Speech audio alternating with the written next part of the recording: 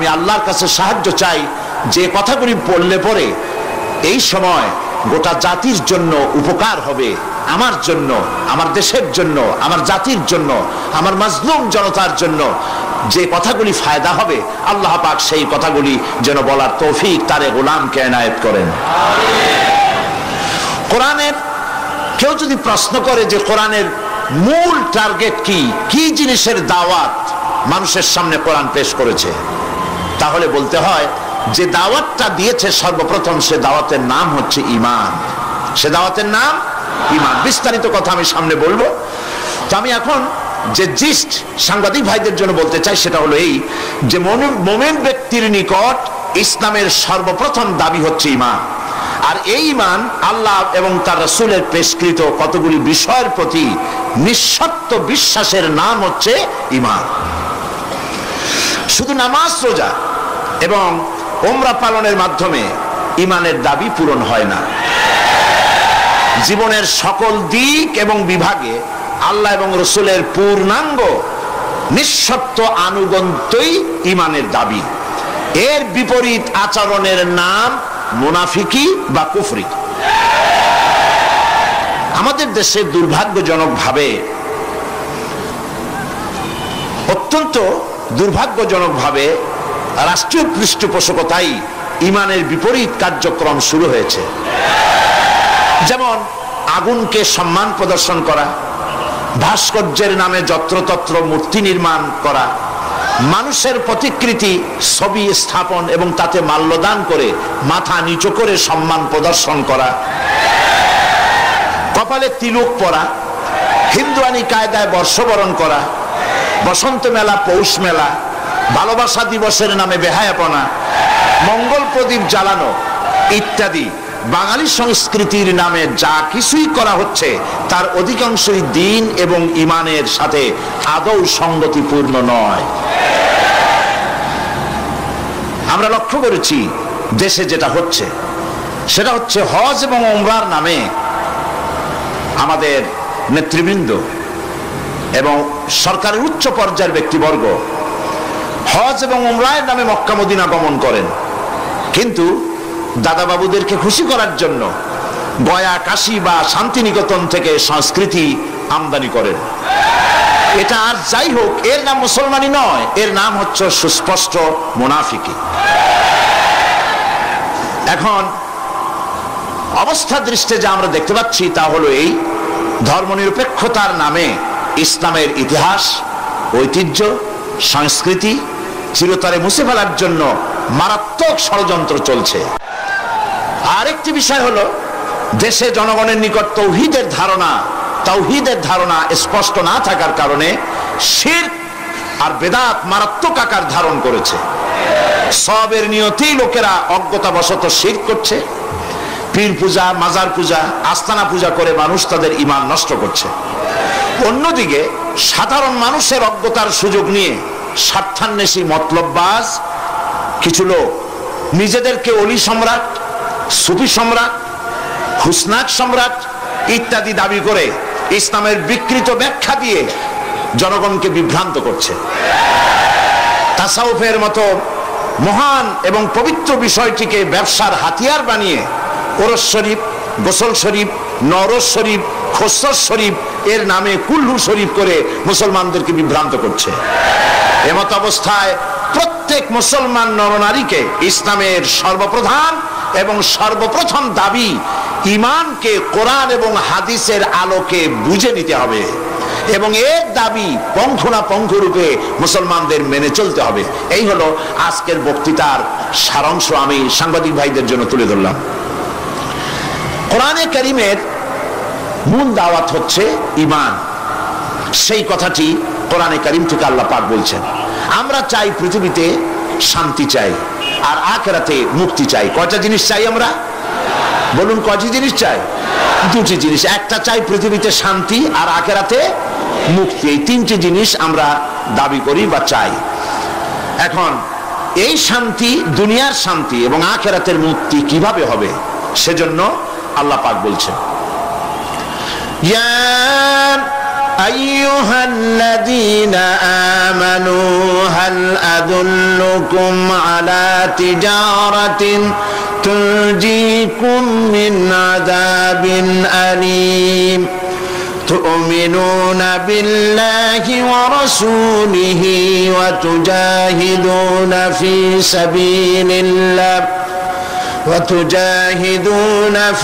سبيل الله بأموالكم وأنفسكم ذلكم خير لكم إن كنتم تعلمون صدق الله العظيم আল্লাহ পাক বলছেন সূরা আস-সাফ, হে বিশ্বাসীরা, তোমরা যারা ঈমান এনেছো শোনো,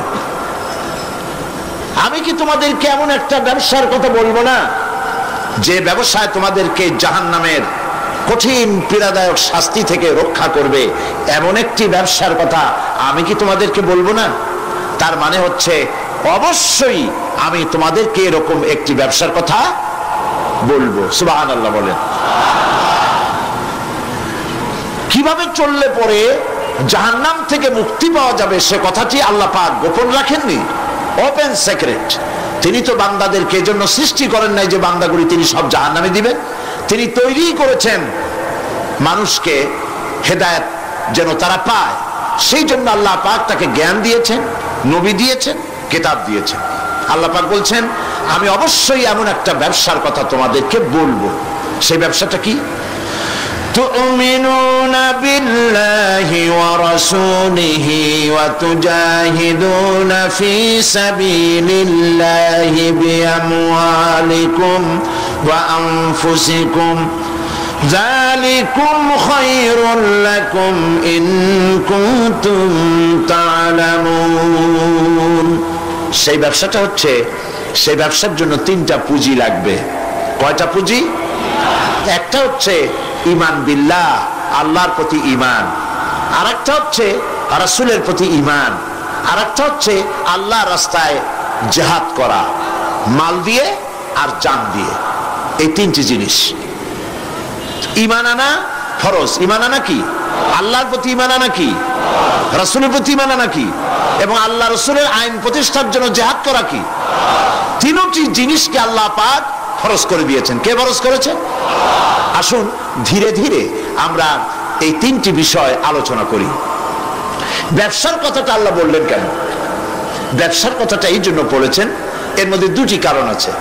একটা কারণ হলো এই যে মানুষেরা ব্যবসাটা বোঝে খুব ভালো, ব্যবসার দিকে মানুষের মনটা খুব আকৃষ্ট থাকে। অল্প কাজ করে যদি বেশি মুনাফা পাওয়া যায়, মিনিমাম লেবার ম্যাক্সিমাম প্রফিট, মানুষ দেখবেন লাফায় পড়বে সেই কাজের জন্য। মাওলানা ইহতিসামুল হক থানভী রহমাতুল্লাহ আলাইহি তার এক ওয়াজের মধ্যে বলেছেন, আমি শুনেছিলাম, তিনি বলেছেন কিয়ামতের দিন, এটা রূপক কথা, কোরআন হাদিস নয়। কিয়ামতের দিন এক ব্যক্তিকে উপস্থিত করা হবে, তাকে ফেরেশতারা জিজ্ঞেস করবে যে আল্লাহর বান্দা, তোমার তো নেক এবং পুণ্য, পুণ্য এবং পাপ, নেক এবং বদ দুটি জিনিসই সমান সমান। এখন বলো তুমি কোথায় যাবা? তুমি কি বেহেশতে যাবা না তুমি দোজখে যাবা? লোকটি বলছে, সেই লোকটি ছিল খুব বড় ব্যবসায়ী, সে বলছে ফেরেশতা ভাই, আমি দোজখও চিনি না বেহেশতও চিনি না, যেখানে গেলে আমার 2 পয়সা লাভ হবে সেইখানে আমি তোমায় আমারে পাঠাও। এর দ্বারা বোঝা যায় যে মানুষেরা ব্যবসার দিকে খুব বেশি আকৃষ্ট থাকে। যদি লস হয় দারুণভাবে মন খারাপ করে, একেবারে যায় অবস্থা হয়ে যায়। এই জন্য ব্যবসার কথা আল্লাহ তুলে ধরলেন যাতে করে মানুষের মনটা ব্যবসার কথা শুনে আকৃষ্ট হয়। এ হলো এক। 2 নম্বরে, ব্যবসা করতে শুধুমাত্র পুঁজি লাগে না, আরো অনেক কিছু লাগে। শুধু পুঁজি হলে কি ব্যবসা হয়?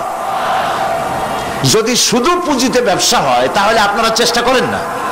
10 লাখ টাকা নিয়ে নামেন, ব্যবসা সম্পর্কে কোনো জ্ঞান নাই, ব্যবসার কিছু জিনিসপত্র কিনে নিয়ে 10 লাখ টাকা বা 20 লাখ টাকার পুঁজি নিয়ে বসেন, 1 মাসও লাগবে না আপনার দোকানে লাল বাতি কয়েকটা জ্বলার জন্য, ঠিক কিনা? তাহলে ব্যবসা করার জন্য শুধু পুঁজি যথেষ্ট নয়, পুঁজির সাথে সাথে ব্যবসার জ্ঞান থাকতে হবে, ঠিক কিনা? অভিজ্ঞতা থাকতে হবে, জ্ঞান থাকতে হবে, এবং ব্যবসায় পুঁজি খাটাইয়া জ্ঞান নিয়ে বসে থাকলে হবে না, শ্রম দিতে হবে, লেবার দিতে হবে, রাত জাগতে হবে, চেষ্টা করতে হবে। দেশ বিদেশের ওই মালের, যে মালের ব্যবসা আপনি করেন তার দাম কোথায়, কেমন, কোথার থেকে কিনলে লাভ, আপনি এখানে বিক্রি করলে লাভ বেশি হবে, এই সব ব্যাপারে চিন্তা ভাবনা করতে হবে, শ্রম দিতে হবে, মেধা দিতে হবে, রাত জাগতে হবে, দৌড়দৌড়ি করতে হবে। এত কিছু করার পরে তারপরে ব্যবসা হওয়ার সম্ভাবনা আছে, তবে লসের সম্ভাবনাও উড়ায় দেওয়া যায় না। আল্লাহ পাক বলছেন আমার সাথে একটা ব্যবসা করো। এই ব্যবসাটা হলো ইমানের ব্যবসা। এই ব্যবসাটা কিসের ব্যবসা? ইমানের ব্যবসা। এই ব্যবসার জন্য, এই ব্যবসাটার উদ্দেশ্য কি? জাহান্নাম থেকে বাঁচা। বলেন ব্যবসার উদ্দেশ্য কি? জাহান্নাম থেকে বাঁচার জন্য একটা ব্যবসা আমার সাথে করো। সেই ব্যবসাটার পুঁজি হলো ইমান। সেই ব্যবসার ক্যাপিটাল কি? ইমান। সেই ইমান লাগাইয়া বসে থাকলে হবে না, শুধু পড়লে হবে না লা ইলাহা ইল্লাল্লাহু মুহাম্মাদুর রাসূলুল্লাহ। জোরে পড়েন লা ইলাহা ইল্লাল্লাহ, লা ইলাহা, লা ইলাহা ইল্লাল্লাহ, লা ইলাহা। অল্প দিবা। লা ইলাহা ইল্লাল্লাহু মুহাম্মাদুর রাসূলুল্লাহ। এই কলেমার পুঁজি খাটাইয়া বসে থাকলে হবে না, ইমানের জন্য পুঁজি খাটাতে হবে। পুঁজি হলো জাহান্নাম থেকে বাঁচার জন্য, পুঁজি হলো ইমান। সেই ইমান খাটাইয়া কলেমা পড়ে বসে থাকলে হবে না, শ্রম দিতে হবে, চিন্তা করতে হবে, রাত জাগতে হবে। যার উপরে ইমান এনেছেন তার উপরে ইমান আনার কারণে যদি অত্যাচার আসে সহ্য করতে হবে, বরদাস্ত করতে হবে। এরকম নয় ইমান এনেছি এই কথা বলবেন আহাসিবান নাসু আন ইউতরাকু আন ইয়াকুলু আমান্না ওয়া হুম লা ইফতানুন। আল্লাহ রাব্বুল আলামিন বলেছেন, লোকেরা কি একথা ভেবেছে ঈমান এনেছি এই কথা বলার সঙ্গে সঙ্গে বিনা পরীক্ষায় আমি তাদেরকে জান্নাত দেব, এটা কি মনে করেছে, মনে করে নিয়েছে নাকি? ওয়া হুম লা ইফতানুন। তাদেরকে পরীক্ষা করা হবে না? অবশ্যই পরীক্ষা করা হবে। শুধু ঈমান এনেছে এই পুঁজি খাটালে হবে না, পরীক্ষা দিতে হবে, কষ্ট করতে হবে, মার খাইতে হবে, জেলে যেতে হবে, পরিশ্রম করতে হবে। এই ময়দানই হচ্ছে উত্তপ্ত ময়দান। এই ময়দান কি ময়দান?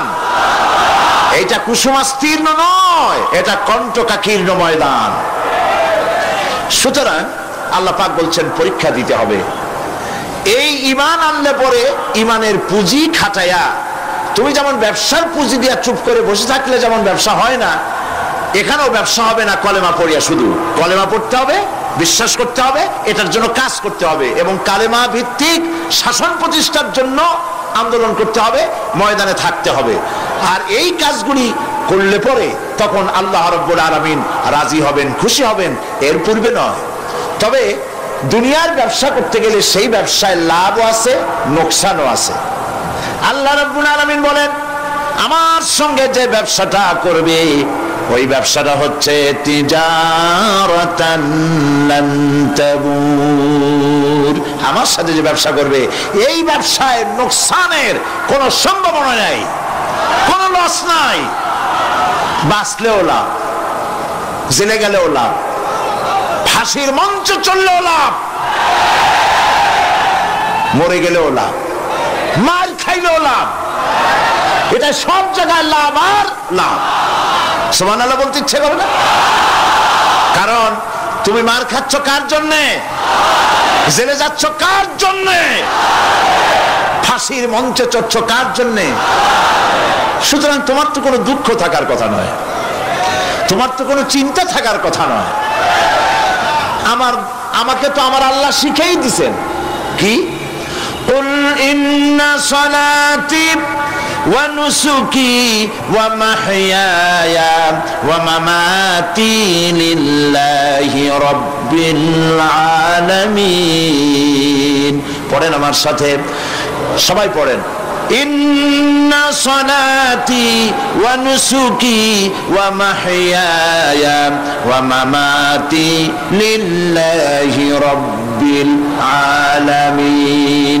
আল্লাহ পাক বলেন, বলো নিশ্চয়ই আমার নামাজ, আমার কুরবানি, আমার হায়াত, আমার মওত সবকিছু আল্লাহ রাব্বুল আলামিনের জন্য।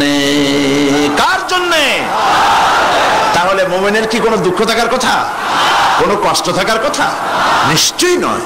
মুমিন সর্বাবস্থায় আল্লাহর উপরে রাজি থাকবে, খাইরিহি ওয়া শাররিহি মিনাল্লাহি তাআলা। আমার উপরে যদি কোনো বিপদ আসে অথবা আমার যদি কোনো সুখ আসে, সবকিছু কার পক্ষ থেকে? হয়রান হওয়ার, পেরেশান হওয়ার কোনো কারণ নাই। আমার জন্য যা হয় তার মধ্যে কল্যাণ আছে। আমি বুঝি না কল্যাণটা কত দূরে, তবে কল্যাণ হবেই হবে ইনশাআল্লাহ। আল্লাহ পাক বলছেন, শোনো, আল্লাহর উপরে ঈমান আনতে হবে। তুমিনুনা বিল্লাহ। আমরা কি জাহান্নাম থেকে বাঁচতে চাই? তাহলে আল্লাহ পাক বলছেন আমার উপরে ঈমান আনো। এখন আল্লাহর উপরে ঈমান আনার জন্য 4টি শর্ত আছে। কয়টি শর্ত? মুখস্থ করেন। আল্লাহর উপরে ঈমান আনার জন্য 4টি শর্ত। 1 নম্বরের শর্ত হচ্ছে আল্লাহ পাক আছেন, এটা বিশ্বাস করতে হবে। অনেক মুমিনও অনেক সময় প্রশ্ন করে বসে বিপদ দেখে, আল্লাহ কি আছে? এই চিন্তাই এই ধরনের পেরেশানি আর হতাশ হয়ে কথা বলতে পারে কেবলমাত্র যাদের ঈমান যত দুর্বল, বিপদে তারা তত বেশি হতাশ হয়। আর ঈমান যত সবল, সে জানে যে আল্লাহ পাকের ফয়সালার অতিরিক্ত কিচ্ছু হবে না। যা হবে সবটাই আমার আল্লাহর ফয়সালা। কার ফয়সালা? সুতরাং আল্লাহ পাকের উপরে ঈমানটা আনতে হলে 4টি শর্ত লাগবে। আমি আশা করি এই কথাগুলি আমি আল্লাহর সাহায্য চাচ্ছি, আল্লাহ যেন বলার তৌফিক দেন এবং আমাদের বোঝার তৌফিক দেন। একটা হচ্ছে আল্লাহর উপরে ঈমান এনেছি, এই কথাটা বললেই হবে না। ঈমান এনেছি, 4টি শর্ত লাগবে। প্রথম হচ্ছে আল্লাহ আছেন, এটা স্বীকার করতে হবে, বিশ্বাস করতে হবে। 2 নম্বরে আল্লাহর গুণাবলী সহ আল্লাহকে বিশ্বাস করতে হবে। 3 নম্বরে আল্লাহর ক্ষমতাটাকে স্বীকার এবং বিশ্বাস করতে হবে। 4 নম্বরে আল্লাহ পাকের আদেশ এবং নিষেধ এর উপরে বিশ্বাস করতে হবে। আসুন একটা একটা করে আলোচনা করি। 1 নম্বরে আল্লাহ আছেন। আমার মনে হয় এই ব্যাপারে বক্তৃতা করার কোনো দরকার নাই, কারণ আল্লাহ নাই এই চিন্তা যারা করে তাদের এই মাহফিলে এসে বসার কোনো জরুরত নেই, ঠিক কিনা? আমি ধরে নিতে পারি যে যারা আসছেন, বসে আছেন, দাঁড়ায় আছেন, সব আল্লাহরে বিশ্বাস করে। সুবহানাল্লাহ। আল্লাহ ছিলেন, আছেন, থাকবে। যারা বিশ্বাস করে না এগুলো পোড়া কপাল, ঠিক কিনা? পোড়া কপালে। তবে আমি যদ্দূর লেখাপড়া করেছি, যদ্দূর আমি পড়াশোনা করেছি, তাতে আমি দেখেছি আল্লাহ সম্পর্কে সন্দেহ পোষণ কোনো কৃষক করে না, কোনো রিক্সাওয়ালা করে না, কোনো কুলি মজুর করে না, কোনো চিনাবাদাম বিক্রেতা করে না, কোনো মাঝিরা, নৌকার মাঝিরা করে না, সাধারণ মানুষেরা করে না। আল্লাহর ব্যাপারে কোনো সন্দেহ পোষণ করে না। সন্দেহ পোষণ করে কারা? বুদ্ধির ঠেলায় মাথায় চুল নাই যাদের। ওই কয়েকটা পাতা ইংরেজি বই পড়ছে, আরে থামো, ওই আরে নাইছো না, থামো। কথা হচ্ছে যে ইউনিভার্সিটিতে কয়েকদিন ঘোরাফেরা করছে, শান্তিনিকেতন থেকে ফায়েজ ও বারাকাত লাভ করেছেন।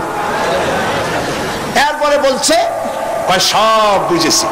লোকেরা জিজ্ঞেস করে, বাবাজি কি বুঝেছ? কয় যে দেয়ার ইজ নো গড। ওর বাপের মাথা বুঝছে, আল্লাহ বলতে কেউ নাই, লেখাপড়া করে এইটা বুঝছে। হায় রে কপাল পোড়া। একজন কৃষক একজন ছাগলের রাখালকে আরব দেশে জিজ্ঞেস করা হয়েছিল, আল্লাহ যে আছে এর কোনো প্রমাণ তুমি কি দিতে পারবা? তুমি কি প্রথমে বলো আল্লাহ আছে, তুমি কি বিশ্বাস করো? অবশ্যই করি।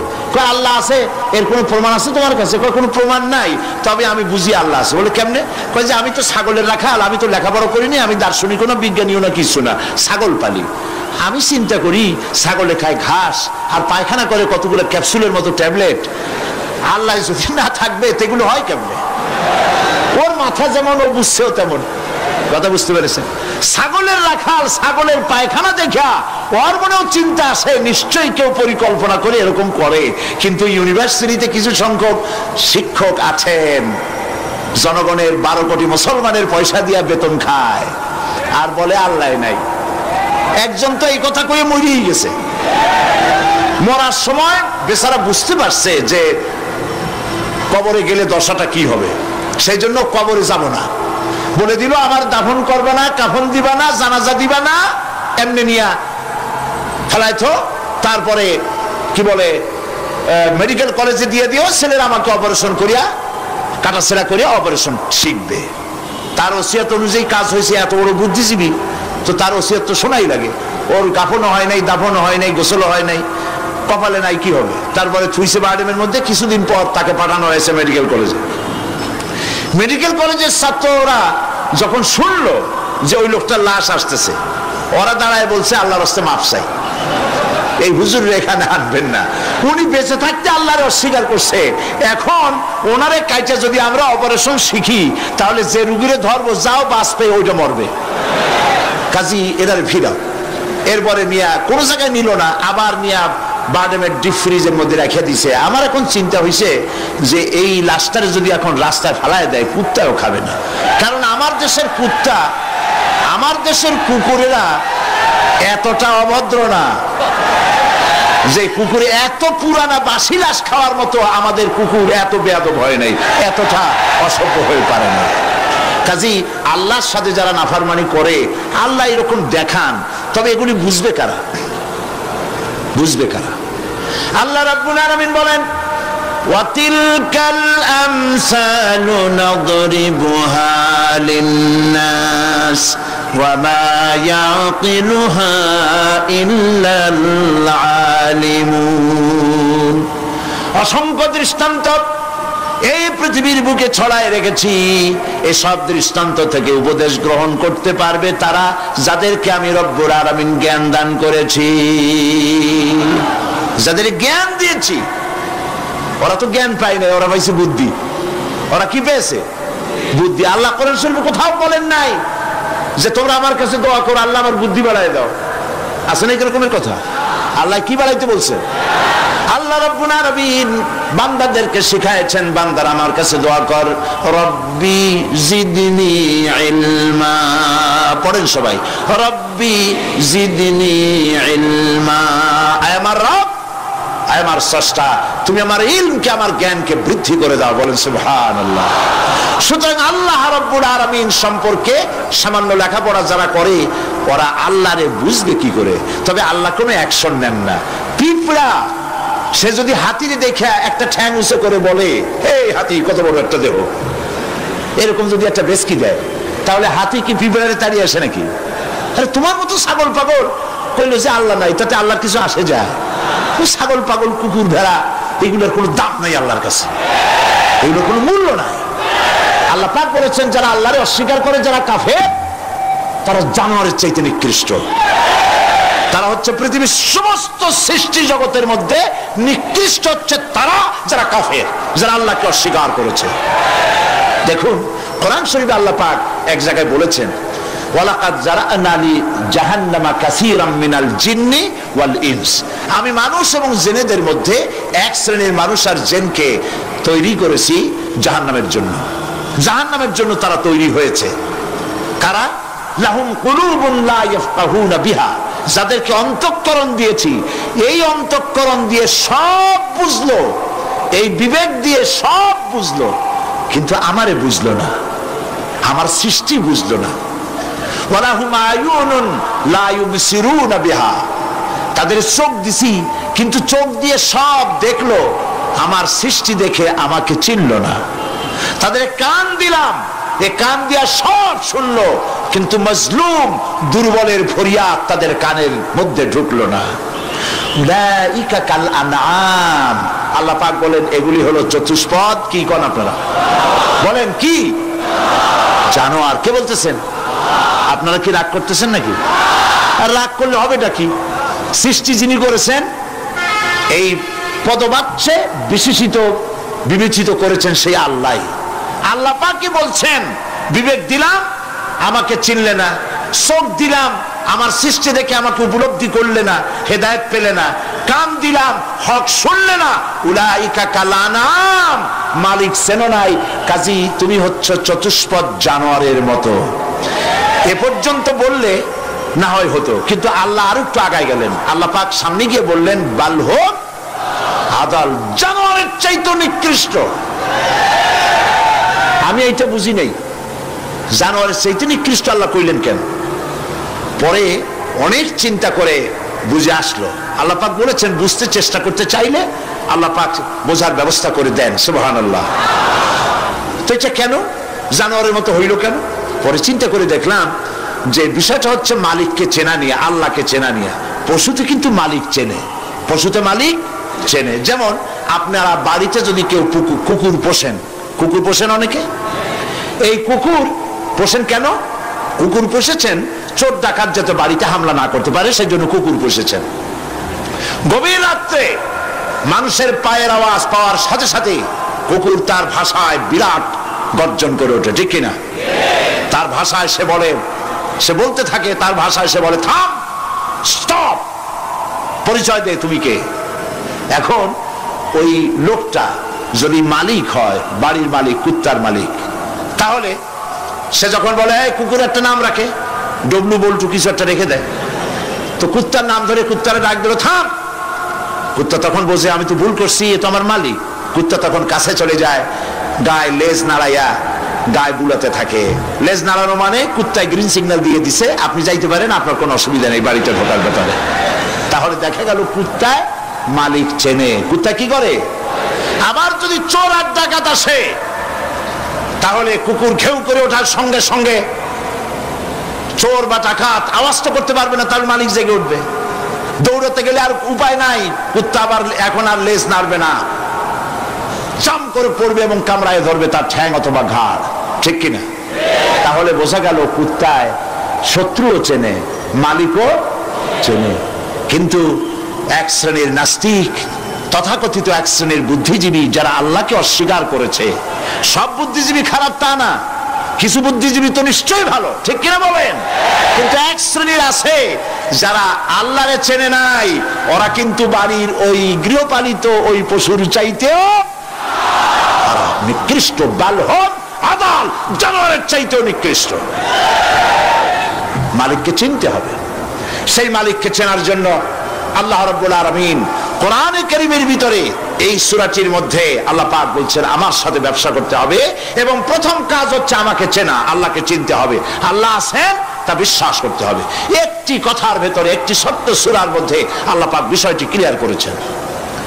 আল্লাহ পাক বলেছেন কুল হুয়াল্লাহু আহাদ। সূরাটি মুখস্থ আছে কিনা? পড়েন সবাই আমার সাথে, গলা ছেড়ে দিয়ে পুরুষের মতো।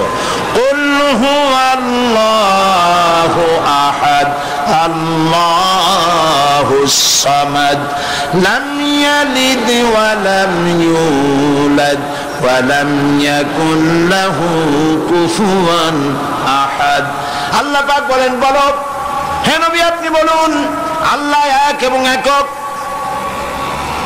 তিনি বেনিয়াস, কারো মুখাপেক্ষী তিনি নন, তিনি কাউকে জন্ম দেন নাই, তাকেও কেউ জন্ম দেয় নাই।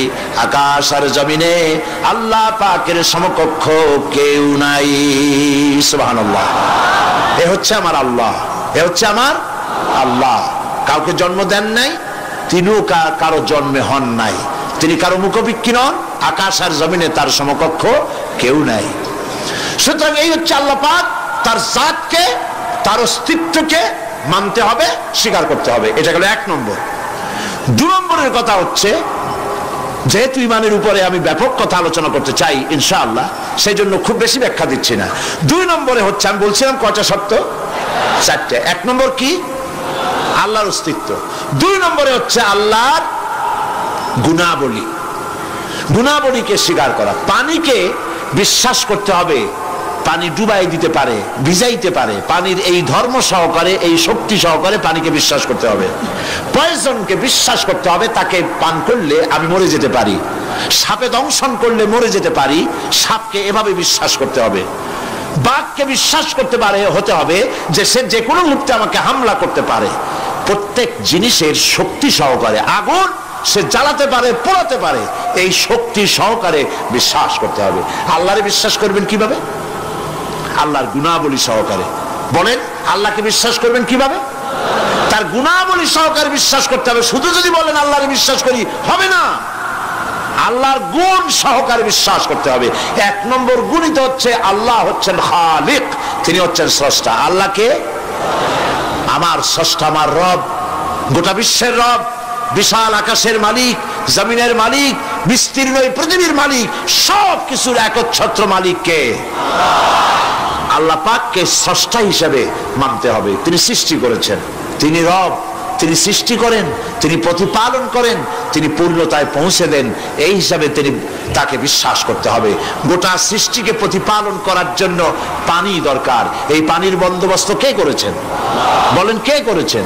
এই পৃথিবীর 4 ভাগের 3 ভাগ কি? বলেন কি? পানি। আর 1 ভাগ স্থল। এই অতিরিক্ত পানি যে আল্লাহ বানালেন, 3 ভাগ পানি 1 ভাগ স্থল, এ পানি কি খামোখা বানিয়েছেন? না, এই পৃথিবীকে বাঁচায় রাখার জন্যই আল্লাহ পাক পানি বানায় রেখেছেন, অতিরিক্ত পানি বানাইছেন। আবার ওই পানি সব জায়গায় পৌঁছতে পারবে না বলে আল্লাহ বিরাট জলাধার বানিয়েছেন, সমুদ্র, মহাসমুদ্র, বিরাট বিরাট দরিয়া।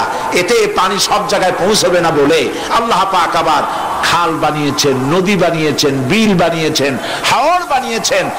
মাটির পরতে পরতে আল্লাহ পাক পানি রেখে দিয়েছেন। সুবহানাল্লাহ। তারপরে এতেও হবে না, সেই জন্য আল্লাহ পাক আবার সমুদ্র থেকে পানিগুলি তুলে মেঘমালায় পরিণত করে বৃষ্টির আকারে ফোঁটা ফোঁটা পানি দিয়ে কোথায় কোথায় শুকনা একটা বালুকণা আছে তাকেও খুঁজে বার করে পানি দিয়ে আল্লাহ পাক সিক্ত করে দেন, ভিজায় দেন।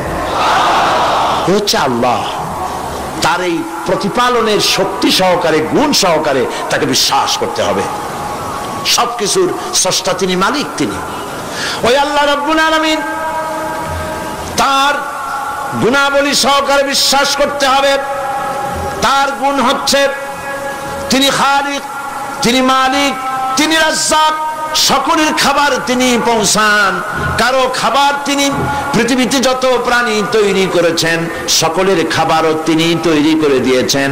আল্লাহ পাক বলেছেন, ওয়া মা মিন দাব্বাতিন ফিল আরদি ইল্লা আলাল্লাহি রিজকুহা।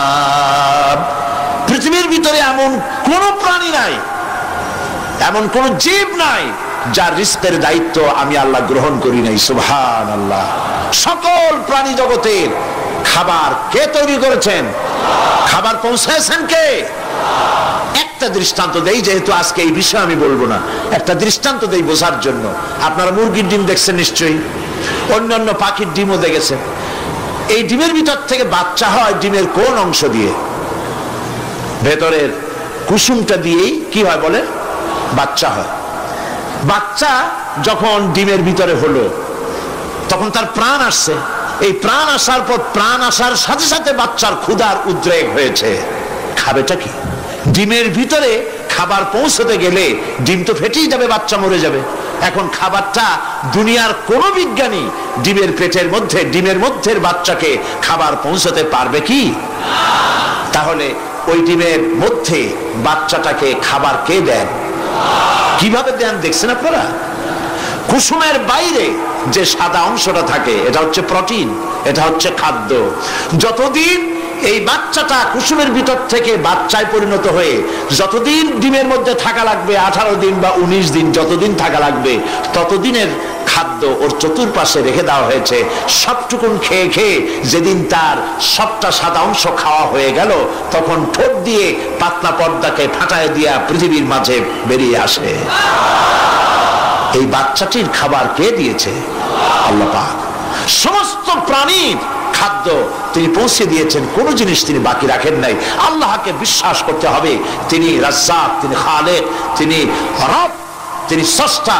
এই আল্লাহ পাকের যে 99টি নাম আছে, সমস্ত নাম হচ্ছে গুণবাচক নাম। এই গুণবাচক নাম দিয়ে তার গুণ সহকারে তাকে বিশ্বাস করতে হবে। গেল 2 নম্বর। কয়টা বলেছিলাম শর্ত? তিন নম্বর হচ্ছে আল্লাহ পাকের ক্ষমতা। আল্লাহরে বিশ্বাস করবেন ক্ষমতা দিয়া। কি দিয়ে বিশ্বাস করবেন? ক্ষমতা দিয়ে। কি ক্ষমতা? আল্লাহ রাব্বুল আলামিন তার ক্ষমতা হচ্ছে দিনকে রাত বানাতে পারেন, রাতকে দিন বানাতে পারেন, সাগরকে নগর বানাতে পারেন, নগরকে সাগর বানায় দিতে পারেন, পথের মানুষ ধরে, রাস্তার মানুষ ধরে প্রেসিডেন্ট বানায় দিতে পারেন, আবার প্রয়োজনে ফাঁসির মঞ্চে চড়াই দিতে পারেন। আল্লাহ রাব্বুল আলামিন জিন্দাকে মৃত্যু করেন, মৃত্যুকে জিন্দা করেন, সবকিছুর ক্ষমতা। ইন্নাল্লাহা আলা কুল্লি শাইইন কাদির। সমস্ত জিনিসের উপরে ক্ষমতা রাখেন কে? জোরে বলুন। সব জিনিসের উপরে প্রচন্ড ক্ষমতার মালিক। এই ক্ষমতা অ্যাপ্লাই করার জন্য আল্লাহ রাব্বুল আলামিনের কোনো বাটন টেপা লাগে না, সেনাবাহিনী ডাকার দরকার হয় না। শুধু বলেন দুইটা অক্ষর। বলেন তো কি? মাশাআল্লাহ, আপনাদের ওয়াজ শুনাইয়া মজা আছে, কারণ আপনারা বোঝেন। শুধু দুইটা অক্ষর, কোন হও, সাথে সাথে হয়ে যায়। এটার দুইটা ব্যাখ্যা আছে। একটা হচ্ছে যেটা আল্লাহ পাক এখনই চান সেটা কোন বলার সাথে সাথে তখনই হয়, আবার যেটা এখন চান না কিছু পরে, সেটার জন্য কোন বলার সাথে সাথে সেটার হওয়ার প্রক্রিয়া শুরু হয়ে যায়। সুবহানাল্লাহ। দেখেন না, এই যে ভারতের আনজার, ভুজ, আহমেদাবাদ, এইখানে আল্লাহ অবিশ্বাসী লোক যারা, তারা বলে প্রকৃতির লীলা খেলা। প্রকৃতি এটা কি কোনো জানোয়ারের নাম যা আল্লাহর অবাধ্য? আল্লাহ যা বলে তা শোনে না, এক জায়গায় কাঁপাই দিয়ে সব ভেঙে চুরে শেষ করে দেয়, অথবা বন্যা হয়ে সব ডুবাই দেয়। প্রকৃতি কোনো জানোয়ারের নাম নয়। আল্লাহ পাক যখন যা ইচ্ছা করেন, ফাআলুল লিমা ইউরিদ, যা খুশি তাই করেন। আল্লাহর ইচ্ছে হয়েছে, খোদ বলেছেন। সঙ্গে সঙ্গে এ পর্যন্ত খবর যা পাওয়া গেছে, মৃতের সংখ্যা 2 লাখের ওপরে। আল্লাহ পাক ইচ্ছে করলে সব জায়গায় এটা করে দিতে পারেন। আমি ভূমিকম্প কেমনে হয় আমি সেটা দেখেছি। আজ থেকে কয়েক বছর আগে ক্যালিফোর্নিয়া, আমেরিকার একটি স্টেট, লস অ্যাঞ্জেলেসে ভূমিকম্প হয়েছিল। ওই দেশে রাস্তা আছে 2 তলা, 3 তলা, 4 তলা, ফ্লাইওভার গুলি 3 তলা 4 তলা পর্যন্ত। এই দৃশ্যটা ওয়াশিংটনের নাসা, যেখানে মহাশূন্য গবেষণাগারের কয়েকটা অফিস আছে, তার একটি অফিস আছে ওয়াশিংটনে। সেইখানে আমাকে নেওয়া হলো এবং আমি দেখলাম বিরাট স্ক্রিন, সেই পর্দায় দেখানো হলো ভূমিকম্পের দৃশ্য। দরিয়ার ভিতরে পানি যেমন রোলিং হয়, তুফান হয়, এইভাবে করে যখন ভূমিকম্প শুরু হলো, তখন ক্যালিফোর্নিয়ার রাস্তাঘাট, মাটিগুলি, বিল্ডিংগুলি দেখতেছিলাম মাটির মধ্যে দরিয়ার মতো তুফান হচ্ছে এরকম করে। পাটিসাপটা পিঠা আপনারা দেখেছেন, বা ডিমের মামলেট দেখেছেন। এইটা যেমন জড়ায় 2 তলা 3 তলা রাস্তাগুলি একটার পর একটা পেঁচাইয়া, দুমড়ে মুচড়ে, মুহূর্তের ভিতরে, 1 মিনিট তো নয়, কয়েক সেকেন্ডের ভিতরে সব শেষ হয়ে গেল, লন্ডভন্ড হয়ে গেল। এইখানে কোনোদিন মানুষের বসতি ছিল বলে তার কোনো প্রমাণ নাই। কিন্তু দুর্ভাগ্যজনক সত্য, এই মানুষ এগুলি চোখে দেখে, তারপরেও বিশ্বাস করতে পারে না। কপাল পোড়া। এগুলো কি? কপাল পোড়া, বিশ্বাস করতে পারে না। ক্ষমতায় যে যখন থাকে তখন চতুর্দিকে অন্ধকার দেখে, মনে করে যে এ ক্ষমতা আর আমার হাত থেকে যাবে না, যা খুশি তাই করব। কিন্তু তোমাকে নিয়ন্ত্রণ করার আরেকজন আছেন কিনা? সেজন্য আল্লাহ পাক বলেছেন, ওয়ামুদ্দুহুম ফি তুগয়ানিহিম ইয়ামাহুন। আমি যারা সীমা লঙ্ঘন করে আমি ঢিল দেই, একশোটে ধরি না, ঢিল দেই, দেখি কদ্দূর পারো। এই জন্য তো ফেরাউন বেঁচে ছিল 950 বছর। কোন কোন কিতাবে লেখা আছে 950 বছর হায়াত পেয়েছিল, জানি না কত বছর পাইছিল। 950 বছরের ভেতরে একদিন তার সর্দিও হয় না। ও যেন বলতে না পারে যে যদি আমার অসুখ বিসুখ হইতো তাও তো আমি আল্লাহ তোমারে ডাকতাম। মানে মুনাফিক, কাফের, বেঈমান অহংকারী, আল্লাহ সুযোগ দেন, পাপিষ্ঠকে সুযোগ দিয়ে দেন। এই কথা যেন বলতে না পারে যে আল্লাহ আর যদি 6টা মাস সময় পাইতাম তাহলে আমি ভালো হয়ে যেতাম। এরকমও সুযোগ দেওয়া হয় না। ঠিক আছে, করতে থাকো, দেখি কোন দূর পারো। তারপরে যখন সীমা লঙ্ঘন করে করে একদম প্রান্তে এসে যায়, তখন দড়ির অপর প্রান্ত কার কাছে? কার কাছে? ঘুড়ি যত উপরেই ওড়ে, ঘুড়ির লাটায় ওর পেছনে একটা সুতা আছে, সেই সুতাটা আর একজনের হাতে, ঠিক না? ঘুড়ি যতই মনে করুক যে আমি পাল্লা দিয়ে মঙ্গল গ্রহে যাব, যেখানে ঘুরি সেখানে যাব, ঘুড়ির এই অহংকার মিশে বেশি দূরে যেতে পারবে না, যেহেতু তোমার পেছনে একটা দড়ি আছে, সেই দড়িটা আর একজনের হাতে। এই দড়িতে যখন টান দেওয়া হবে, কাছে ফিরে আসতে হবে, যেখান থেকে উৎপত্তি সেখানেই ফিরে আসতে হবে। সুতরাং আল্লাহ পাকের এই প্রচন্ড ক্ষমতাকে বিশ্বাস করতে হবে যে তিনি বিরাট ক্ষমতার মালিক। ফকিরকে আমির বানান, আমিরকে ফকির বানান, আবার প্রয়োজনে ইচ্ছে করলে পথের লোক ধরে, কেউ চেনে না কেউ শোনে না, আল্লাহ পাক ধরে নিয়ে বাদশা বানান, আবার যখন আল্লাহ নারাজ হন তখন ফাঁসিতে ঝুলায় দেন। পারেন কিনা? পারেন কিনা? প্রচন্ড ক্ষমতার মালিক তিনি। আল্লাহ পাককে বিশ্বাস করার জন্য 4টি শর্তের: আল্লাহর অস্তিত্বে বিশ্বাস, গুণাবলীতে বিশ্বাস, ক্ষমতায় বিশ্বাস, 4 নম্বরে হচ্ছে তার হুকুম এবং আহকামে বিশ্বাস। আল্লাহ পাক যেসব আদেশ করেছেন, নিষেধ করেছেন, সেগুলি মানতে হবে। আল্লাহ যা হুকুম করেছেন তা মানতে হবে, যা নিষেধ করেছেন তার থেকে ফিরতে হবে। তাহলে বোঝা যাবে যে আপনি আল্লাহকে বিশ্বাস করেছেন। আল্লাহর বিশ্বাস করি কিন্তু আল্লাহর আইন মানি না, এই বিশ্বাসের কোনো দাম আছে? বলেন, দাম আছে? আল্লাহকে বিশ্বাস করি অথচ ইসলামকে বলি মৌলবাদ। ইসলামের কাজ যারা করে তাদেরকে বলি মৌলবাদী। আর যাই হোক, এগুলো মুসলমান না, এগুলি মুনাফিক। এগুলি কি? এই জন্য আল্লাহ পাক বলছেন, জাহান্নামের কঠিন শাস্তি থেকে বাঁচার জন্য আমার সাথে ব্যবসা করো। কার সাথে? এই ব্যবসার মধ্যে 3টা পুঁজি: তুমিনুনা বিল্লাহি ওয়া রাসূলিহি ওয়া তুজাহিদুনা ফি সাবিলিল্লাহি বিআমওয়ালিকুম ওয়া আনফুসিকুম যালিকুম খায়রুল লাকুম ইন কুনতুম তা'লামুন। আমার সাথে ব্যবসা করো। সেই ব্যবসার পুঁজি হলো 3টি। পুঁজি কয়টা বলেছি? কয়টা? একটাও এখনো শেষ হয়নি। প্রথমে বলেছিলাম আল্লাহর প্রতি ঈমান, 2 নম্বরে রাসূলের প্রতি ঈমান, 3 নম্বরে এখনই ভুলে গেলেন? জোরে বলেন কি? এখন আল্লাহর প্রতি ঈমান আনলে পরে উপকার কি কি কি উপকার হয় সেটা শোনার দরকার কিনা? ফায়দা ছাড়া তো মানুষ কাজ করে না, ফায়দা হইতে হবে, লাভ হইতে হবে। ঈমান, আল্লাহর প্রতি ঈমান আনলে অনেক লাভ। তার মধ্যে কয়েকটা লাভের কথা আজকে আমি বলবো ইনশাআল্লাহ। বলেন ইনশাআল্লাহ। বলবো কিনা? কয়েকটা লাভের কথা বলি, আমি আশা করি ফায়দা হবে ইনশাআল্লাহ। বলি ইনশাআল্লাহ। 1 নম্বরের ফায়দা, আল্লাহর উপর ঈমান আনলে মুখস্থ করেন, কাগজ কলম থাকলে লিখে নেন, আর না হয় মনে মনে মনে রেখে দেন, মেমোরিতে ধরে রাখেন।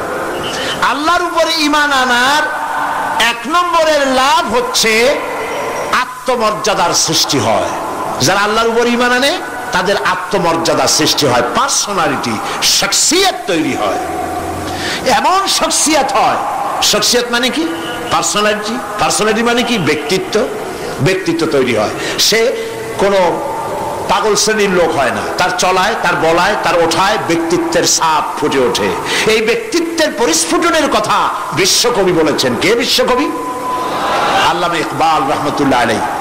আল্লামা ইকবাল রহমতুল্লাহ আলাইহি তিনি বলছেন, খুদি কো কর ইতনা বুলন্দ, খুদি কো কর इतना बुलंद कि हर तकदीर लिखने के पहले खुदा पूछे बंदे को बता तेरी रज़ा क्या है।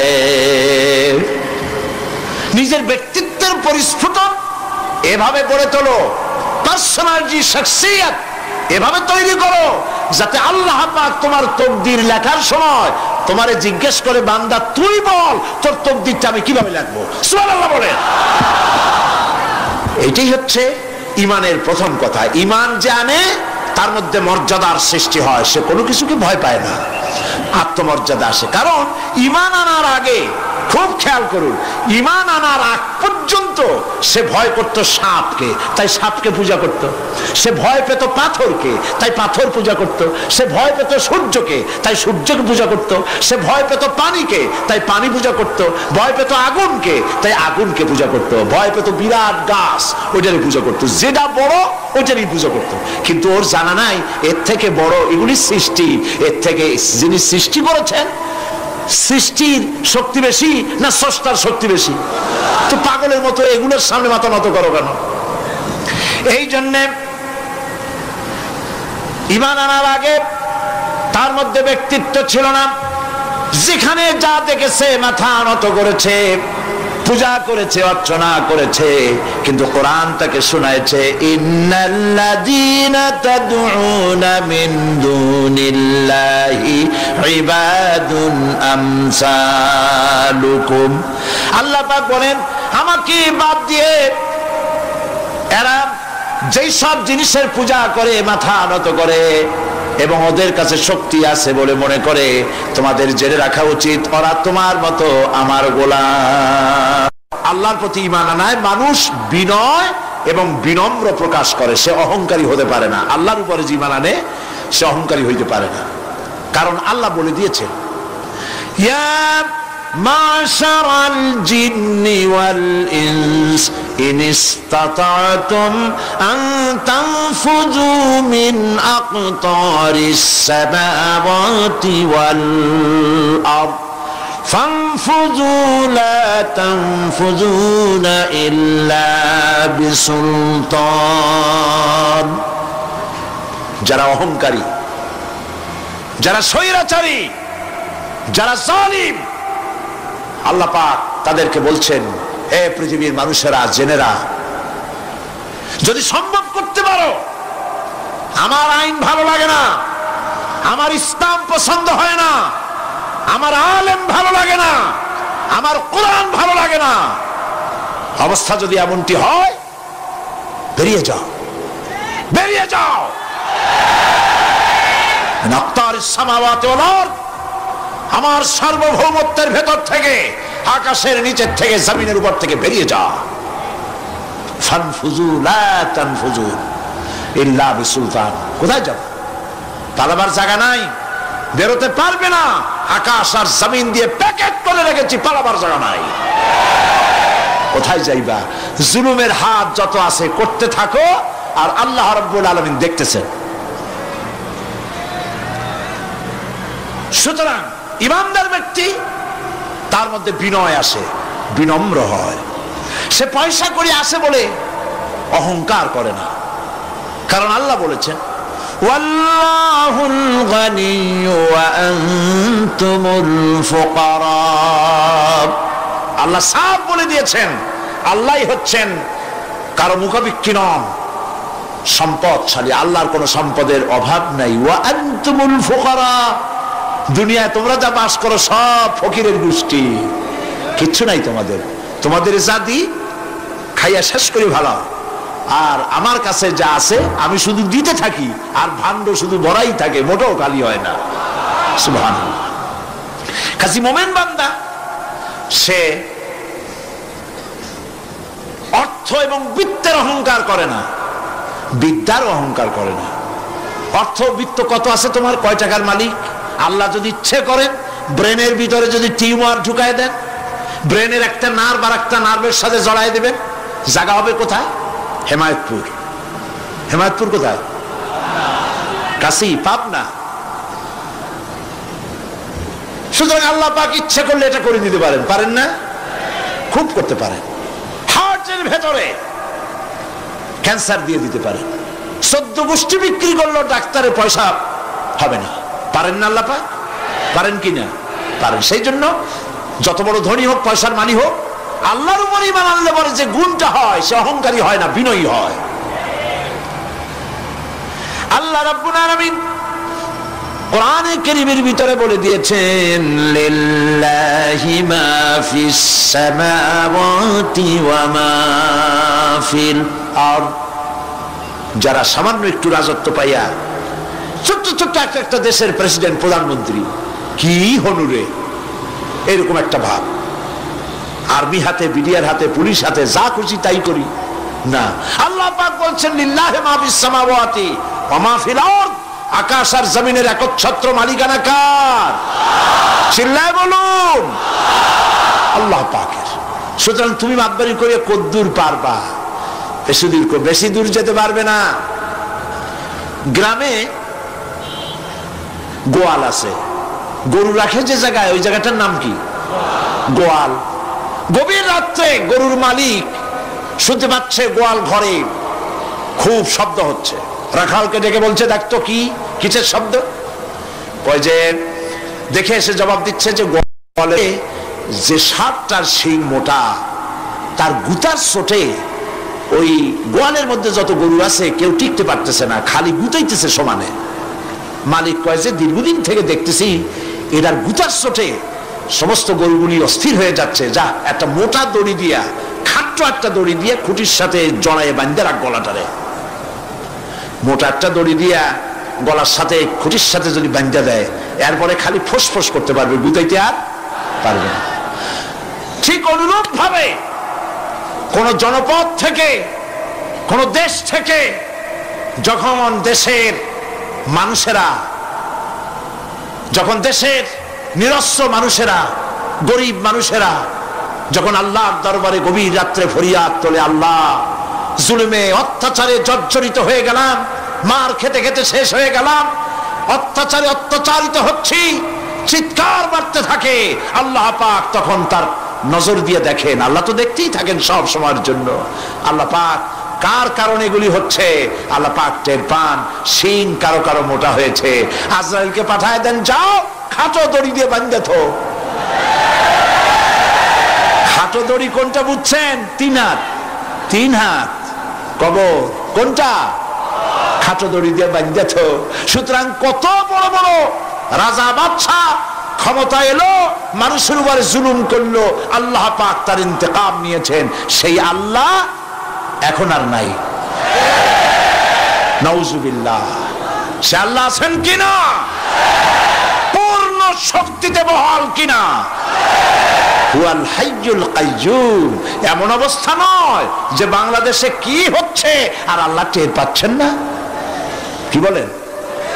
আল্লাহ রাব্বুল আলামিন বলেন, লা তাখুযুহু সিনাতুন ওয়ালা নাওম। ঘুম নাই, তন্দ্রা নাই। কার? ঘুমানো না, তন্দ্রাও যান না। তন্দ্রা কারে কয়? জি, ঝিমটি, জিমানি, যাই বলেন আপনারা বুঝে নিয়ে। ওই যে বসে বসে এরকম করে, আল্লাহ ওরকমও করেন না। ঘুমো নাই, তন্দ্রাও নাই। হযরত মুসা আলাইহিস সালাম বলছিলেন যে আল্লাহ তুমি নাকি ঘুমাও না। মুসা আলাইহিস সালাম তো খুব আদরের নবী, আল্লাহ পাকের খুব আদরের নবী, দারুণ আদর।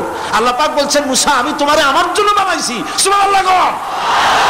কোরআন শরীফে আছে, আল্লাহ পাক বলছেন, মুসা আমি তোমারে আমার জন্য বানাইছি। তোমাকে যখন তোমার মা দরিয়ায় ভাসায় দিয়েছিল, আমি তোমার বাক্সর দিকে তাকাইছিলাম। সুবহানাল্লাহ। আল্লাহ যদি বলেন আমি তাকাইছিলাম, সুবহানাল্লাহ। তোমারে আমার জন্য বানাইছি। সুতরাং হযরত মুসা আলাইহিস সালাম তিনি বলছেন আল্লাহ পাককে খুব আদরের নবী, তো আল্লাহ তুমি নাকি ঘুমাও না। আল্লাহ কয় তুমি বিশ্বাস করো না? হযরত মুসা আলাইহিস সালাম বললেন, আল্লাহ অবশ্যই বিশ্বাস করি, তবে বুঝি না বিষয়টা কি, বুঝি না কেমনে না ঘুমাই পারে, বুঝি না। আল্লাহ আচ্ছা ঠিক আছে, তুমি যখন বিশ্বাস করছো তখন আর অসুবিধা নেই, বিশ্বাস না করলে মুসিবত ছিল। পয়গম্বর মানুষ, তাকে তো বলতেই হবে বিশ্বাস করি, তবে বুঝি না। আল্লাহ কয় ঠিক আছে, বিশ্বাস যখন করো আমি বুঝাই দেবো। নিয়ে আসো এক গ্লাস পানি নিয়ে আসলেন, দাঁড়ায় থাকো। মুসা আলাইহিস সালামকে আল্লাহ বললেন পানি নিয়ে দাঁড়ায় থাকো, আর ঘুমের আল্লাহ করলেন মুসারে ধর। মুসা আলাইহিস সালামের ঘুম এসে গেল। ঘুমের আমেজে হাতটা শিথিল হয়ে গ্লাসটা পড়ে ভেঙ্গে চুরমার হয়ে গেল। হযরত মুসা আলাইহিস সালাম ভয় পেয়ে গেলেন। আল্লাহ পাক শোনায় দিলেন ভয়ের কোনো কারণ নাই, একটা পরীক্ষার জন্যই দিলাম, তোমার বোঝার জন্যই দিলাম। তুমি যেমন এক গ্লাস পানি নিয়ে, একটা গ্লাস নিয়ে এক মুহূর্ত দাঁড়াতে পারলে না, ঘুম আসলো আর হাত থেকে পড়ে গ্লাসটা ভেঙে গেল। মুসারে তুমি বুঝে নাও, তুমি জেনে রাখো, তাম সৃষ্টি জগৎ তোমার আল্লাহ রব্বুল আলামিনের হাতের মুঠার মধ্যে রয়েছে। আল্লাহ রব্বুল আলামিন যদি ঘুমায় যান, এই পৃথিবীর আকাশ এবং জমিনের সব ট্রাফিক কন্ট্রোল আল্লাহ পাক নিজেই করেন। যদি তিনি ঘুমায় যান, সব শেষ হয়ে যান। বাংলাদেশে কি হচ্ছে, পৃথিবীর কোথায় কি হচ্ছে তা আল্লাহ দেখছেন না? চিল্লায় বলো, দেখছেন না? সে আল্লাহ রাব্বুল আলামিন তিনি পরিষ্কার করে বলছেন, যারা নাকি মুমিন বান্দা তারা অহংকারী হয় না, ক্ষমতায় থাকুক ক্ষমতায় না থাকুক, কোন অবস্থাতেই অহংকারী হতে পারে না। আল্লাহ পাক শুনায় দিয়েছেন, যারা অহংকার করে তাদেরকে পরিষ্কার করে বলেছেন, ওয়ালা তামশি ফিল আরদি মারহান ইন্নাকা লান তাখরিকাল আরদা ওয়া লান তাবলুগাল জিবালা তুলা ওয়ালা তামশি ফিল আরদি মারহান। খবরদার, আমার জমিনের উপরে অহংকারের পদে বড় হেঁটো না। দেখছেন না কত আছে অহংকার করে হাঁটে, জমিনের উপরে জুতা পায়ে দিয়ে মচ মচ করে হাঁটতে থাকে। ওয়ালা তামশি ফিল আরদি মারহা ইন্নাকা লান তাখরিকাল আরদা। তুমি কি তোমার পদাঘাত দিয়ে আমার জমিনটারে ভাগায় দিতে পারবা? বলেন পারবে? যদি শক্তি থাকে দাও লাথি, তোমার ঠ্যাং ভাঙবে, মাটির কিচ্ছু। ওয়ালান তাখরিকাল আরদা মা, তুমি আমার এই জমিনটাকে ধসাই দিতে পারবে না। আর ওয়ালান তাবলুগাল জিবালা তুলা, আর পাহাড়ের উচ্চতা লাফ দিয়ে তুমি ছাড়াই যেতে পারবে না। আমার জমিনও ফাটাইতে পারবে না লাথি দিয়া, লাফ দিয়ে পাহাড়ের উচ্চতাও ছাড়াইতে পারবে না। তো এত লাফাও কেন? বলেন, কম লাফাও, শক্তি কম দেখাও। আল্লাহ রাব্বুল আলামিন আবার বলেন, ওয়া ইবাদুর রাহমানিল্লাযীনা ইয়ামশুনা আলাল আরদি হাওনা। আল্লাহর বান্দা যারা, সত্যিকারের বান্দা যারা, তারা দুনিয়ার বুকে বিনয়ের সাথে হাঁটে, মাথা নিচু করে বিনয়ের সাথে হাঁটে। সুবহানাল্লাহ আলহামদুলিল্লাহ। তুই আল্লাহর প্রতি ঈমানের সবথেকে বড় লাভ হচ্ছে আত্মমর্যাদা সম্পন্ন বানায়। ঈমান তাকে বিনয় এবং বিনম্র বানায়, অহংকারী বানায় না। আর অহংকার করে তুমি যাবা কই? কদ্দুর ক্ষমতা তোমার? আল্লাহ কোরআন শরীফের বহু আয়াত দিয়ে এই কথাগুলি বলেছেন। আর এটা গেল 2। 3 নম্বরে আল্লাহর উপরে ঈমান আনার, আমি কি বলতেছি বলেন তো দেখি, ফায়দা। আল্লাহর উপরে ঈমান আনার 3 নম্বরের ফায়দা হলো, মুমিন ব্যক্তির মধ্যে বীরত্ব এবং নির্ভীক ভাব তার মধ্যে এসে যায়। সে নিজে মুজাহিদ, সে বীর, সে কাপুরুষ নয়। সুবহানাল্লাহ। আল্লাহর উপর ঈমানের কারণে বীরত্ব এবং নির্ভীকতার প্রশিক্ষণ তার মধ্যে তৈরি হয়ে যায়। কারণ মানুষের সবচেয়ে বড় ভয় হলো মৌতের। বলেন তো দেখি, বড় ভয় কিসের? বলেন সবাই। আর যারা বললেন না, তাদের মৌতের কোনো ভয় নেই। মৌতের ভয় আছে কিনা? আছে। কিন্তু ভয় করে যাবেন কই? ভয় তো সেইটারে করা যায় যেটাকে ভয় করে এড়ানো যায়। এখন মৃত্যুকে ভয় করে আপনি কি এড়াইতে পারবেন? পারবেন? আল্লাহ পাক বলছেন, মুমিন নির্ভীক হবে, বীরত্বে পরিপূর্ণ হবে, কাপুরুষ হবে না, মৌতের ভয়তে পালায়ে বেড়াবে না। আল্লাহ পাক বলছেন, কুল ইন্নাল মাউতাল্লাযীনা তাফিরুনা মিনহু ফাইন্নাহু মুলাকীকুম। মরণ থেকে পালাও তুমি, মরণ তোমায় লইবে ঘিরি, যদিও সুদূর আকাশ পানে, লুকাও সেথায় লাগিয়ে সিঁড়ি। এ মহারোগের চিকিৎসক নাই, নাই সে ঔষধ জগতে, খুঁজিয়া কাতর হইলে কি হবে, পারিবে না তারে ফিরাতে। মৃত্যু যখন তোমার এসে যাবে, তোমাকে মৌতের হাত থেকে কেউ রেহাই দিতে পারবে না, মৃত্যু তোমার হবেই।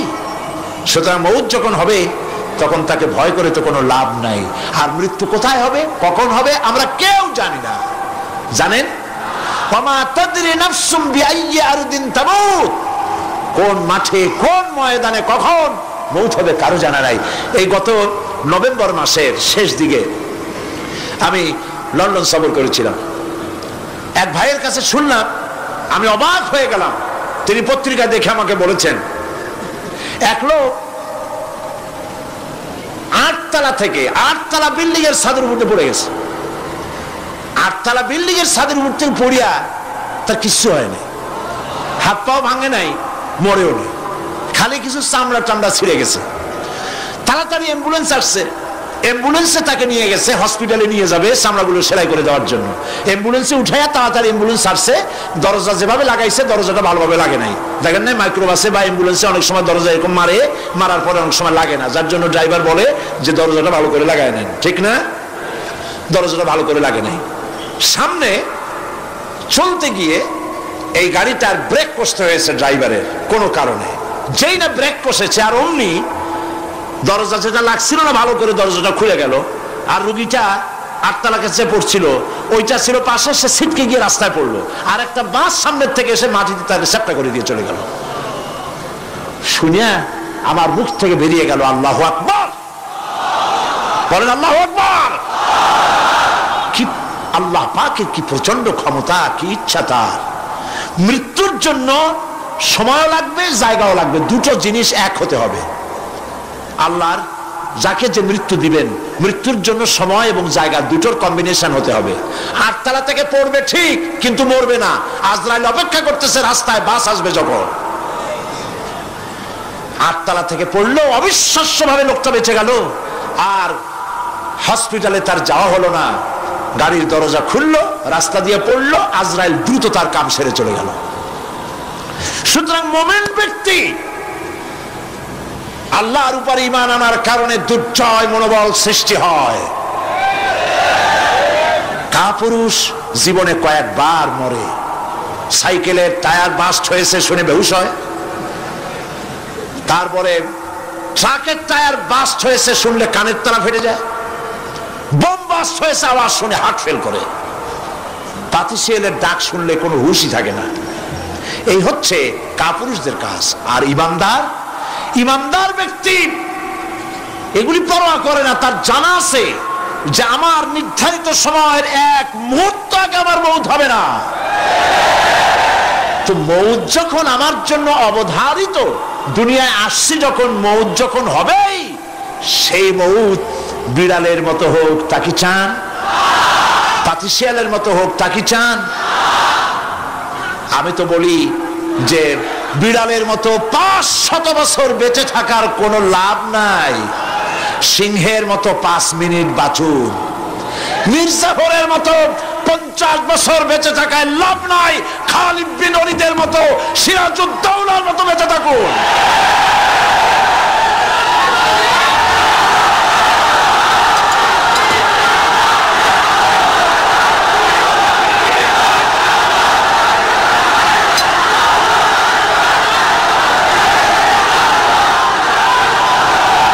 বসেন, আপনারা যদি দাঁড়ায় যান তাহলে আমি করবো কি? বসেন বসেন। সেই জন্য এই ক্ষণস্থায়ী জীবনকে কেন সেই অনন্ত সুখময় জীবনের জন্য উৎসর্গ করে দেব না, যা আল্লাহর কাছে পাওয়া যাবে কিয়ামতের দিন। দেখেন, মৃত্যু হওয়া উচিত মুসলমানদের, শাহাদাতের মৌত হওয়া উচিত। কি মৌত হওয়া উচিত? আল্লাহকে আজকে প্রাণ খুলে বলি, আল্লাহ জীবন তো নিবাই, সুতরাং জীবন যখন নিবা, মৌতটা শাহাদাতের মৌত তুমি আমাদের দান করে দিও। কাপুরুষের মতো মরতে চাই না, শাহাদাতের মৌত চাই। সুবহানাল্লাহ বলেন, আমিন বলেন। মুমিন ব্যক্তি তার বড় ফায়দা, সে সাহসী হয়। সুবহানাল্লাহ বলেন। দেখেন, বুখারী শরীফের হাদিস, যুদ্ধের জন্য, বদরের যুদ্ধ, রাসূল সাল্লাল্লাহু আলাইহি ওয়াসাল্লাম সৈন্যদেরকে রিক্রুট করছেন, কিন্তু কথা বলতে গিয়ে রাসূল করিম সাল্লাল্লাহু আলাইহি ওয়াসাল্লাম দাওয়াত দিচ্ছেন কিন্তু মনে মনে চিন্তাও করছেন যে সামান্য কিছু লোক, অস্ত্রপাতি কম, এই জিহাদের অবস্থাটা তারা কিভাবে নেবে। একজন যুবক সাহাবী দাঁড়ায় গেলেন, তার নাম মিকদাদ রাদিয়াল্লাহু তাআলা আনহু। যুবক, এই পৃথিবীতে যুবকদের ইসলামের সবচাইতে অবদান কাদের? চিল্লায় বলো। যুবকদের অবদান সবচাইতে বেশি। হযরত মিকদাদ রাদিয়াল্লাহু তাআলা আনহু তিনি দাঁড়ায় গেলেন, তিনি বললেন, ইমদি বিনা ইয়া রাসূলুল্লাহ হাইসু মা তাশা। হাদিস, হে রাসূল, আপনি আমাদেরকে নিয়ে চলুন। কত সৈন্যতারা আসতেছে, কত অস্ত্র নিয়ে আসতেছে, এটা আমাদের ভাববার বিষয় নয়। আপনি আমাদের নিয়ে চলুন। হাইসু মা তাশা আয় হাইসু মা আমারাকাল্লাহ। আল্লাহ আপনাকে যেদিকে আমাদের নিয়ে যাইতে কয় আপনি সেই দিকে আমাদের নিয়ে চলুন। ইন্না লা নাকুলু লাকা কামা ক্বালা বনু ইসরাঈল লিমূসা আলাইহিস সালাম ইযহাব আনতা ওয়া রাব্বুকা ফাকাতিলা ইন্না হাহুনা কায়িদুন। অর্থাৎ, হে রাসূল, আমরা বনি ইসরাইলের মতো বলবো না। শোনেন, আমরা বনি ইসরাইলের মতো বলবো না যে মুসা তুমি এবং তোমার আল্লাহ এই দুইজনে গিয়ে ফেরাউনের বিরুদ্ধে যুদ্ধ করো, আমরা যাবো না, আমরা বসে থাকবো। এই কথা আমরা বলবো না। আমরা মুসা আলাইহিস সালামের উম্মত নই, আমরা মুহাম্মদ সাল্লাল্লাহু আলাইহি ওয়াসাল্লামের উম্মত। বরং আমরা বলবো বাল ইযহাব আনতা ওয়া রাব্বুকা ফাকাতিলা ইন্না মাকুমা মুকাতিলুন। বরং আমরা বলবো আপনি চলুন, আমরা আপনার সাথে আল্লাহর হুকুম মাফিক লড়বো, জিহাদ করব। ততক্ষণ পর্যন্ত মা দামাত আইনুম মিন্না তাতাররাফ, যতক্ষণ পর্যন্ত আমাদের চোখের পাতা নড়তে থাকে ততক্ষণ আপনার সাথে থেকে কাফেরের বিরুদ্ধে লড়াই করে যাব। জীবনের পরোয়া তারা করেন নাই, জীবনের পরোয়া করেননি। হুজুর সাল্লাল্লাহু আলাইহি ওয়াসাল্লাম দারুণ ভাবে খুশি হয়ে গেলেন। হুজুর হেজিটেট ফিল করছিলেন যে এই সামান্য কিছু লোক, অস্ত্র নাই, পাতি নাই, এতগুলি লোকের বিরুদ্ধে যুদ্ধ করতে যাবে। যুবকের মুখে এই কথা শুনে হুজুর দারুণ খুশি হলেন। আল্লাহর নবী বললেন, কুমু বিনা ইলা জান্নাতিন জান্নাতুন আরদুহা কারদিস সামাওয়াতি ওয়াল আরদ। ও সাহাবীরা, তোমাদের মনোভাব যখন এই, তোমাদের মানসিকতা যখন এই, চলো আমার সাথে বেহেশতের দিকে, সেই জান্নাতের দিকে যেই জান্নাত আল্লাহর আকাশ আর জমিনের চাইতে অনেক প্রশস্ত। চলো আমার সাথে বেহেশতে, সুবহানাল্লাহ, চলো আমার সাথে জান্নাতে। ফাকামা উমাইর বিন হামাম ওয়া কানা ইয়াকুলু আত-তামার। হযরত উমাইর নামক একজন যুবক দাঁড়ায় গেলেন এবং তিনি হাতে কতগুলি খরমা ছিল, সেই খরমাগুলি তিনি চিবোচ্ছিলেন। রাসূলুল্লাহর বক্তৃতা শুনতেছিলেন আর খরমা চাবাচ্ছিলেন। খরমা চাবান, বিচিগুলি ফেলে দেন, এভাবে করতেছেন, হাতে কতগুলো খরমা। হযরতে উমাইর বলছেন, ওয়াকালা বাখ বাখ, অর্থাৎ আয় আযমাহু আয় আহসানাহু। হে রাসূল, আপনি কি সুন্দর কথা বললেন।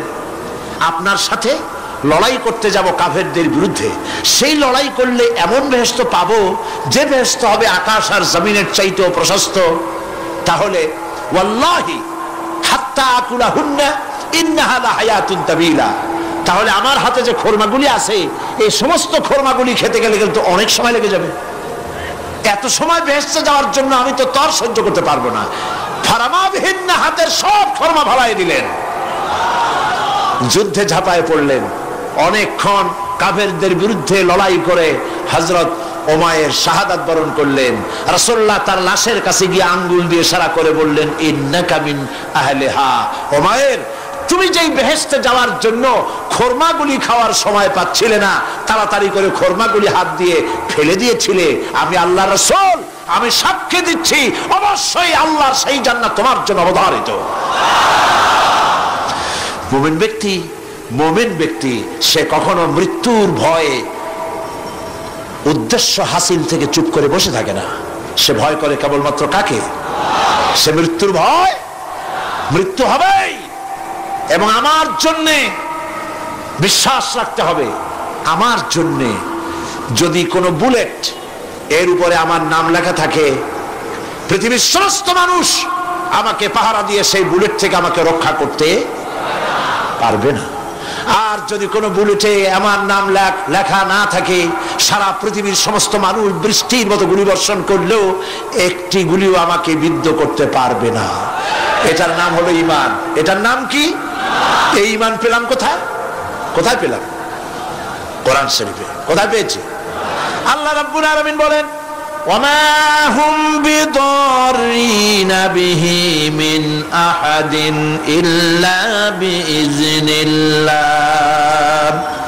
একথা সুস্পষ্ট, আল্লাহর অনুমতি ব্যতিরেকে বান্দার কোনো ক্ষতি সাধন কেউ করতে পারে না। জোরে বলেন সুবহানাল্লাহ। কেউ কারো কোনো ক্ষতি করতে পারবে না। যেটা ক্ষতি যদি কিছু থাকে কিসমতে, ওটা তো মুকদ্দার ছিল, তকদির ছিল, সেটাই হবে, এর বাইরে কিছুই হবে না। সুতরাং মুমিন ব্যক্তি সে সাহসী হবে, সে কখনো চিন্তা করবে না মৃত্যুর ভয়ের। উদ্দেশ্য হাসিলের জন্য হয় শরীরের পতন, না হয় মন্ত্রের সাধন, ডু অর ডাই। সে আল্লাহর জন্য তার জীবন দিতে প্রস্তুত থাকবে। কারণ আল্লাহ রাব্বুল আলামিন বলেছেন, ইন্নাল্লাহা আশতারা মিনাল মুমিনিনা আনফুসাহুম ওয়া আমওয়ালাহুম বিআন্না লাহুমুল জান্নাহ। আল্লাহ পাক বলেন, আমি আমার মুমিনের জান আর মালকে আমি খরিদ করে নিয়েছি, বিনিময়ে আমার বান্দাকে আমার জান্নাত দান করে দিয়েছি। জোরে কোন সুবহানাল্লাহ। মুমিনের জান আর মালকে নিয়েছেন, বিনিময় কি দেবেন? জান্নাত দান করে দিবেন। এটা হলো মুমিনদের আল্লাহর প্রতি ঈমান আনার জন্য 3 নম্বরের কোয়ালিটি। 4th নম্বরে আল্লাহর উপর ঈমান আনলে 4 নম্বরের যে ফায়দাটা, সে ফায়দা হচ্ছে আশাবাদ এবং মানসিক প্রশান্তি। আল্লাহর প্রতি একটা নির্ভরতা এবং আশার সৃষ্টি হয়ে যায়, সে কখনো নিরাশ হয় না। কারণ একটা মানুষ পাপ করলো, চুরি করেছে, ডাকাতি করেছে, জেনা করেছে, হত্যা করেছে, শয়তানি করেছে, বদমাশি করেছে, সব করেছে। এখন শয়তান তাকে ওয়াসওয়াসা দিতে পারে। সেই জন্য আল্লাহ রাব্বুল আলামিন বলেছেন, লা তাকনাতু মির রাহমাতিল্লাহ। বান্দারে, আমার রহমত থেকে নিরাশ হয়ে যেও না। আল্লাহর রহমত, বান্দা তোমার গুনাহ কতটুকু? তোমার গুনাহ যদি হয় পাহাড় সমান, আমার রহমত আকাশ সমান। তোমার গুনাহ যদি হয়ে যায় আকাশ সমান, তাহলে আমার রহমত তো আমার আরশে আজিমকে ছাড়াই গেছে। সুবহানাল্লাহ, সুবহানাল্লাহ বলুন। সুতরাং মুমিন বান্দার এই আশা থাকে। গুনাহ মানুষে করেই, গুনাহ করা স্বাভাবিক। আল্লাহ পাক বলেছেন, যে ব্যক্তি গুনাহ করে আর এরপরে আমার কাছে মাফ চায়, আমি তাকে ক্ষমা করে দেই, মাফ করে দিই। সুবহানাল্লাহ। সুতরাং ঈমানদার লোকদের আশা হয়, দুরারোগ্য ব্যাধি তাকে ধরেছে, সে হতাশ হবে না। মরে যাওয়ার জন্য প্রতীক্ষায় সে সময় গুনবে না, বরং তার মনের মধ্যে আশার সঞ্চার হবে, আমার রোগ আল্লাহ ভালো করে দিতে পারেন না? আমাদের জাতির পিতা কি নাম কি? হযরত ইব্রাহিম আলাইহিস সালাম। কোরআন শরীফের ভিতরে তার কথা আল্লাহ পাক কোট করে দিয়েছেন। আমাদের জাতির পিতা হযরত ইব্রাহিম আলাইহিস সালাম বলেছেন, আল্লাযী খালাকানি ফাহুয়া ইয়াহদিন। আল্লাহ তিনি আমাকে সৃষ্টি করেছেন, তিনি আমাকে রাস্তা দেখান। ওয়াল্লাযী হুয়া ইউতঈমুনি ওয়া ইয়াসকিন। আর আমি যখন ক্ষুধার্ত হই তিনি আমাকে খাওয়ান, যখন তৃষ্ণার্ত হই তিনি আমাকে পান করান। ওয়া ইযা মারিতু ফাহুয়া ইয়াশফিন। আর যখন আমি অসুস্থ হই, রোগাক্রান্ত হই, আল্লাহ রাব্বুল আলামিন তখন আমাকে রোগ মুক্ত করে দেন। সুবহানাল্লাহ। আমার অসুখ হলে কে রোগ মুক্ত করেন? সুতরাং দীর্ঘস্থায়ী কোনো রোগ হয়েছে, মুমিন হতাশ হবে না। মুমিন হতাশ হবে না। হতাশ হয় কেবলমাত্র কাফের। হতাশ হয় কে? মুমিন কখনো হতাশ হয় না। হতাশ হওয়া ঈমানের পরিপন্থী কাজ। আল্লাহ পাক বলেছেন, লা তাকনাতু মির রাহমাতিল্লাহ। আমার রহমত থেকে মায়ুস হয়ো না। দেখেন হযরত আইয়ুব আলাইহিস সালামের কত বড় রোগ হয়েছে, শরীর পোকায় ধরেছে, জর্জরিত হয়েছে, দুর্গন্ধ হয়েছে, গ্রামের লোকেরা তাকে বের করে দিয়েছে, স্ত্রী পুত্র পরিজন সব চলে গিয়েছে। এমনকি জিহ্বায় যখন পোকা ধরল, হযরত আইয়ুব আলাইহিস সালাম আল্লাহ রাব্বুল আলামিনের দরবারে ফরিয়াদ করলেন, আন্নি মাসানিয়াদ-দুররু ওয়া আনতা আরহামুর রাহিমিন। আয় আল্লাহ, আমি অসুস্থ হয়ে পড়েছি, আমি রোগাক্রান্ত হয়েছি, আর তোমার নাম রহমান রহিম, তুমি আমাকে রোগমুক্ত করো। হযরত আইয়ুব আলাইহিস সালাম আল্লাহর দরবারে ফরিয়াদ করলেন, রব্বুল আলামিন সারা শরীরে পোকায় জর্জরিত হয়ে গেছে, এখন আমার জিহ্বায় পোকা ধরেছে, মাবুদ গো আমি তোমার কাছে ফরিয়াদ করি, আমার জিহ্বায় পোকা দিও না, কারণ জিহ্বাটাও যদি নষ্ট হয়ে যায় তাহলে তোমার মতো আল্লাহর জিকির আমি কি দিয়া করব। হযরত আইয়ুব আলাইহিস সালাম আল্লাহ পাকের কাছে যখন এ ধরনের ফরিয়াদ জানালেন, রব্বুল আলামিন তাকে তার রোগ মুক্ত করে দিলেন, তার স্ত্রী পুত্র সব আল্লাহ রব্বুল আলামিন ফিরাইয়া দিলেন। সুবহানাল্লাহ। সুতরাং মুমিন ব্যক্তি, কোরআন শরীফে সব আছে, কোরআনের মতো শ্রেষ্ঠ ওয়াজের কিতাব পৃথিবীতে আর শুধু বোঝার দরকার। বিপদে যত বড় বিপদ আসুক, কোন বিপদে মুমিন ধৈর্য হারাবে না। হযরত ইয়াকুব আলাইহিস সালামের ছেলে ইউসুফ আলাইহিস সালামকে যখন তিনি হারায় ফেললেন, তিনি অধৈর্য হয়ে গেছিলেন নাকি? অধৈর্য হন নাই। কারণ আমি আমার বক্তৃতার সূচনায় বলেছি, আমরা কল্যাণ বুঝি না, অকল্যাণ বুঝি না। কোন বিপদ আসতে পরে আমরা হয়রান হয়ে যাই, কিন্তু বিপদের মধ্যে কল্যাণ আছে আমরা তা বুঝতে পারি না। কথা বুঝে আসছে? হযরত ইউসুফ আলাইহিস সালামকে কুয়ার ভিতরে ফেলে দেওয়া হলো। 11 ভাই মনে করেছে কুয়ার ভিতরে ফেলে দিয়া ইউসুফ আলাইহিস সালামকে মেরে ফেললাম, কিন্তু তারা বোঝে নাই আসল কামটা কি হয়েছে। এটা তো কুয়া নয়, এটা একটা টানেল, এটা একটা সুড়ঙ্গ। একদিকে কেনান হলো তার এক মুখ, ওই সুড়ঙ্গের এক মুখ হলো কেনানের। কেনান ইউসুফ আলাইহিস সালামকে ফেলে দেওয়া হলো কুয়ার ভিতরে মারার জন্যে, কিন্তু আল্লাহ পাকের ইচ্ছা ইউসুফ আলাইহিস সালাম মরবে না। এই টানেলের অপর প্রান্ত মিশরের সিংহাসনের টানেলের এপার দিয়া ইউসুফ আলাইহিস সালামকে ঢুকালেন, অপর প্রান্তে মিশরের সিংহাসনে ইউসুফকে আল্লাহ বসাইয়া দিলেন। হযরত ইয়াকুব ছেলের জন্য অধৈর্য হলেন না। যখন তিনি খবর পেলেন ছেলে বাঘে খেয়ে ফেলেছে, তিনি তখন বলেছেন, ফাসাবরুন জামিলুন আসাল্লাহু আইয়াত আইয়াতিয়ানি বিহিম জামিআ ইন্নাহু হুয়াল আলিমুল হাকীম। ফাসাবরুন জামিল, আমি উত্তম ভাবে ধৈর্য ধারণ করলাম, এবং আমি বিশ্বাস করি আল্লাহ রাব্বুল আলামিন আমার হারানো সবকিছু আমাকে ফিরাই দিবেন। বহু বছর পর যখন হযরত ইউসুফ আলাইহিস সালাম প্রেসিডেন্ট হয়েছেন মিশরের, 11 ভাই গেল সেখানে সাহায্য আনার জন্য। সেই ঘটনা তো শোনাবো না, এমনি বলে যাচ্ছি। এরপরে তিনি তাদেরকে পরিচয় দিলেন, ওরা ভয় পেয়ে গেল। তিনি বললেন, ভয়ের কোনো কারণ নাই, লা তাসরিবা আলাইকুমুল ইয়াউম, আজকে আমি কোনো প্রতিশোধ তোমাদের নেব না। সুবহানাল্লাহ। এর নাম পয়গম্বর, এর নাম কি? আল্লাহর নবী।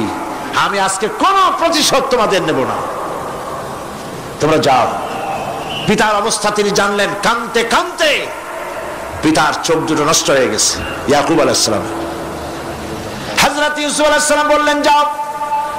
নিজের জামাটা খুললেন, গায়ের জামা খুলে বললেন, ভাইরা আমার এই জামা নিয়ে যাও, আর আমার আব্বার চোখের উপরে এই জামাটা রেখে দিও।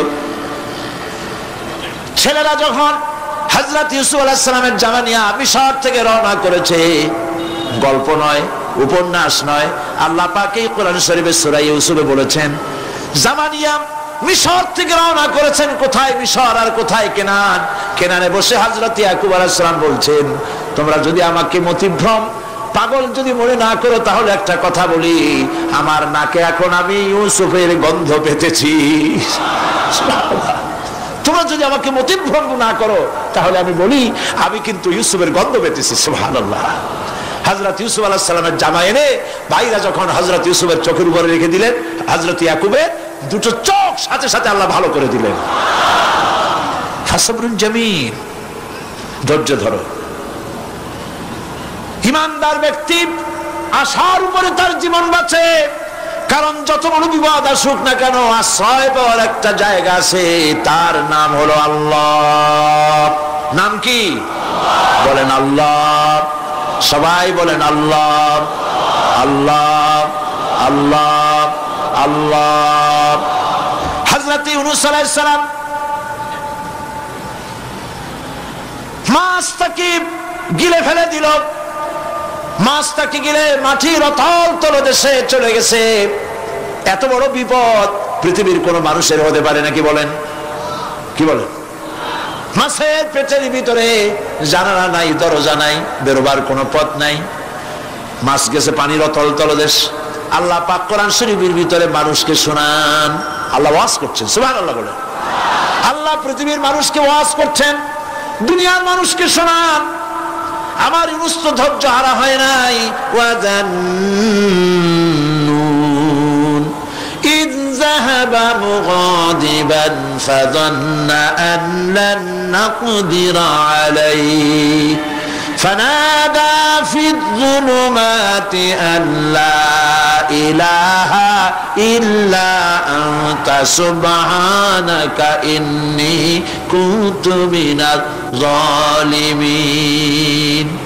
ফানাদা ফিয-যুলুমাত, জামায়ে কাসীর, ত্রিবিধ অন্ধকারের ভেতর থেকে হযরত ইউনূস আলাইহিস সালাম চিৎকার মারলেন। মাছের পেটের অন্ধকার, পানির অন্ধকার, রাতের অন্ধকার, ত্রিবিধ অন্ধকারের ভেতর দিয়ে মাছের পেটের মধ্য দিয়ে ইউনূস আলাইহিস সালাম চিৎকার মারলেন। অধৈর্য হন নাই, হাত ফেল করেন নাই। তিনি বলছেন, পড়েন আমার সাথে, লা ইলাহা ইল্লা আনতা সুবহানাকা ইন্নী কুনতু মিনাজ জালিমিন। তুমি ছাড়া কোনো ইলাহ নাই, কোনো উপাস্য নাই, মাবুদ নাই। তোমার পবিত্রতা ঘোষণা করছি, আমি জালিমদের অন্তর্ভুক্ত হয়ে গেছি। ইউনূস আলাইহিস সালাম যখন কাঁদতেছিলেন, আল্লাহ রাব্বুল আলামিন সেই কান্না শুনেছিলেন কিনা বলেন? শুনছিলেন কিনা? শুনতে পেয়েছিলেন কিনা? পানির ভিতরে কেউ শোনে নাই, মাছের পেটের ভিতরে ইউনূস আলাইহিস সালাম কিভাবে চিৎকার করছেন, মাছের পেটের ভিতরের আওয়াজ পানির ভিতরে কেউ শোনে নাই, জমিনের কেউ শোনে নাই, অন্তরিক্ষে কেউ শোনে নাই, সাত আকাশের ভিতরে কেউ শোনে নাই, কিন্তু আরশে আজিমের মালিক আল্লাহ রাব্বুল আলামিন শুনতে পেয়েছেন। সঙ্গে সঙ্গে রব্বুল আলামিন জবাব দিলেন, ফাস্তাজাবনা লাহু ওয়া নাজ্জাইনাহু মিনাল গাম্মি ওয়া কাযালিকা নুনজিল মুমিনিন। পড়েন, ফাস্তাজাবনা লাহু ওয়া নাজ্জাইনাহু মিনাল গাম্মি ওয়া কাযালিকা নুনজিল মুমিনিন। আমি ইউনূসের ডাকের জবাব দিলাম। কে বলতেছেন? বড় করে বলেন, কে বলছেন? আল্লাহ, সুবহানাল্লাহ। আপনারা কি ভয় পাইছেন? ভয় পেয়েছো মুসলমান? আল্লাহ রাব্বুল আলামিন বলেন, আমি আমার ইউনূসের ডাকের জবাব দিলাম। শুধু জবাব দেই নাই, আমি ইউনূসকে তার মাছের পেটের ভিতর থেকে বাঁচায় দিলাম। মাছের পেটের মধ্যে বেদনা শুরু হয়ে গেল, এমন বেদনা হয়েছে মাছ এখন বমি না করে পারে না। কথা বুঝতে পেরেছে? মাছ এখন বমি না করে পারে না। পানির উপরে মাছ ভেসে উঠল। আল্লাহ কোরআন শরীফের ভিতরে বলছেন, মাছ সাতরায়া কিনারায় চলে গেল, ইউনূস আলাইহিস সালামকে বমি করে ফেলে দিল। ইউনূস আলাইহিস সালাম বেঁচে গেলেন। আল্লাহ পাক বলেন, শুধু ইউনূসকে বাঁচাইলাম না, বরং আমি সকলের জন্য আশার বাণী শোনাই। শোনো মুমিনেরা, ওয়া কাযালিকা নুনজিল মুমিনিন। মুমিন বান্দা যারা, যত বড় বিপদ আসুক আমারে ডাকো, আমি বিপদ দিয়ে বাঁচাই দেব। সুবহানাল্লাহ, বিপদ থেকে আমি বাঁচাই দেব। আল্লাহ পাক বলেছেন, ফাইন্না মাআল উসরি ইউসরান, ইন্না মাআল উসরি ইউসরা। জেনে রাখো, দুঃখ এবং কষ্টের পরে রয়েছে সুযোগ সুবিধা, আর অসচ্ছলতার সাথে রয়েছে উদার সচ্ছলতা। যত বড় বিপদ আসছে, এই বিপদের পরেই আল্লাহ পাক তার গোলামদের উপরে রহমত নাজিল করবেন ইনশাআল্লাহ। সুতরাং ইমানদার লোকেরা তাদেরকে আল্লাহ পাক বলছেন কোনো ভয় নাই, কোনো চিন্তা নাই, যত বড় বিপদে পড়ো আমারে ডাকো, আমি ডাকের সাড়া দিয়ে দেব। সবাই আল্লাহরে ডাকেন, সুবহানাল্লাহ ওয়ালহামদুলিল্লাহ লা ইলাহা ইল্লাল্লাহ। জোরে পড়েন সুবহানাল্লাহ ওয়ালহামদুলিল্লাহ লা ইলাহা ইল্লাল্লাহ, সুবহানাল্লাহ ওয়ালহামদুলিল্লাহ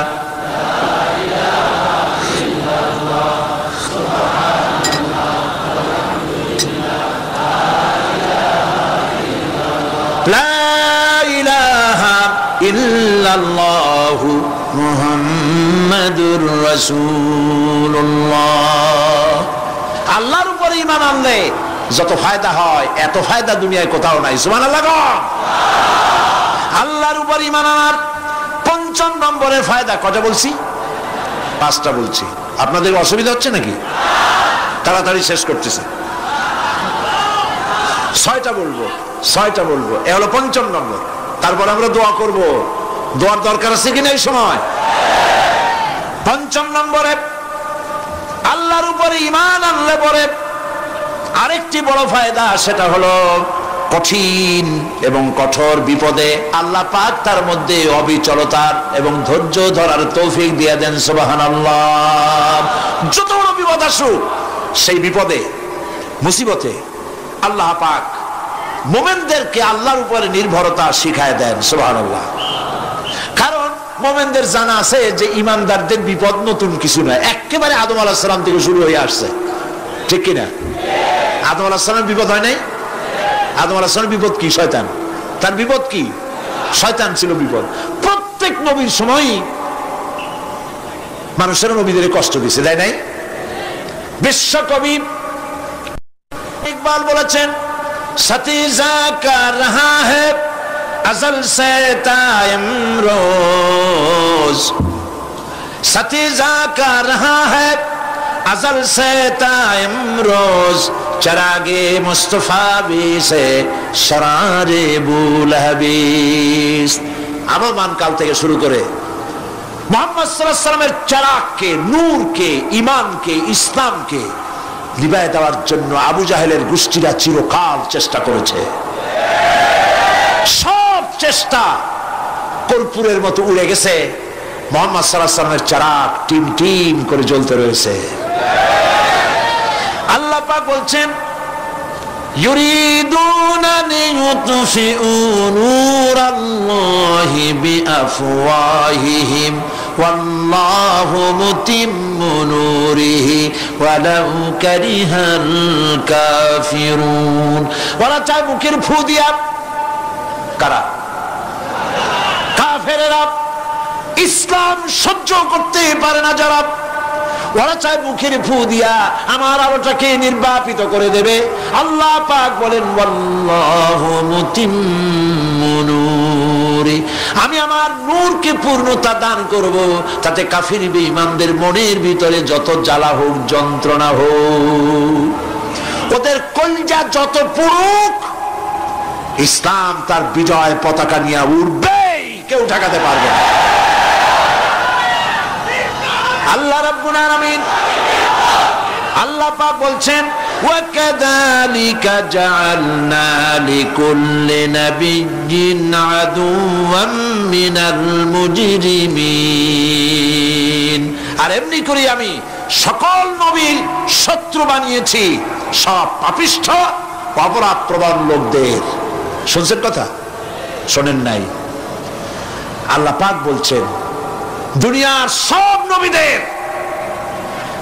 তাদের জন্য আমি শত্রু বানাইছি কাদেরকে?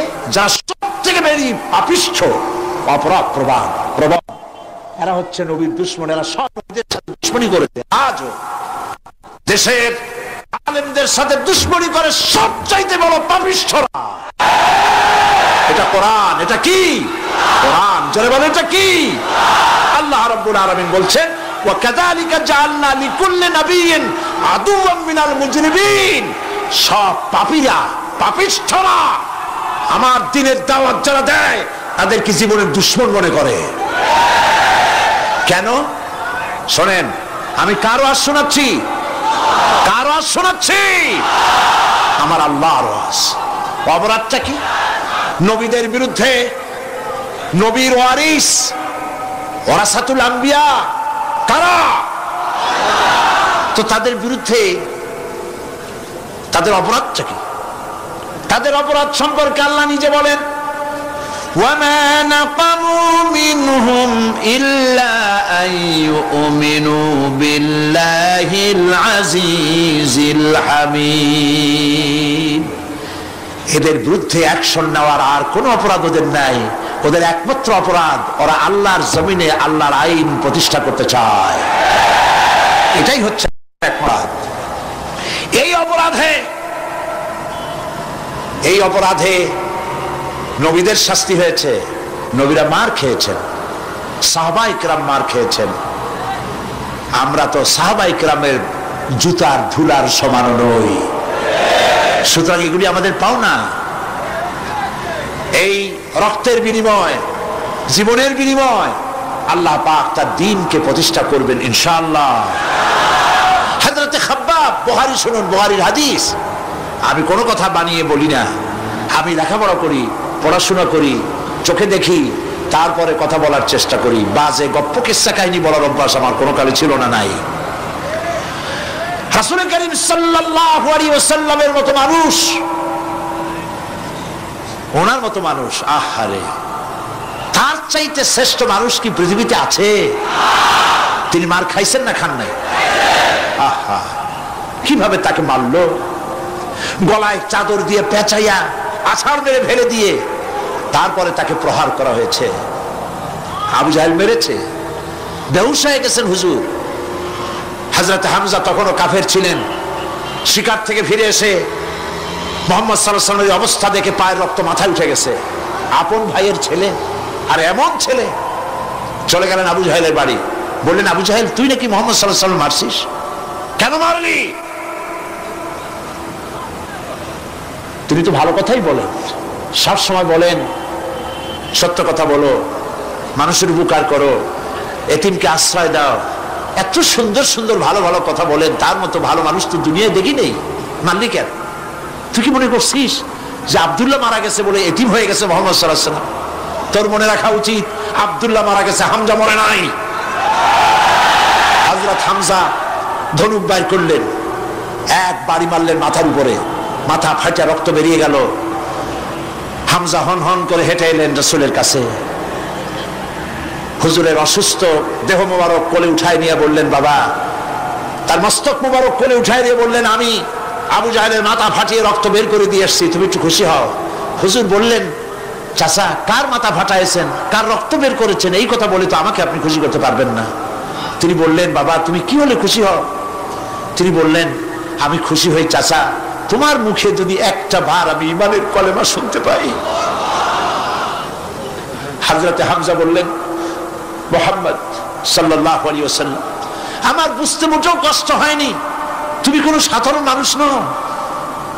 সাধারণ মানুষের প্রতিশোধে তুমি বিশ্বাসী হতে, খুশি হতে, প্রতিশোধে বিশ্বাসী হওনি, তুমি অবশ্যই আল্লাহর নবী। আমি আল্লাহকে সাক্ষী রেখে, আমি তোমাকে সাক্ষী রেখে ঈমানের কালেমা ঘোষণা করছি, লা ইলাহা ইল্লাল্লাহু মুহাম্মাদুর রাসূলুল্লাহ।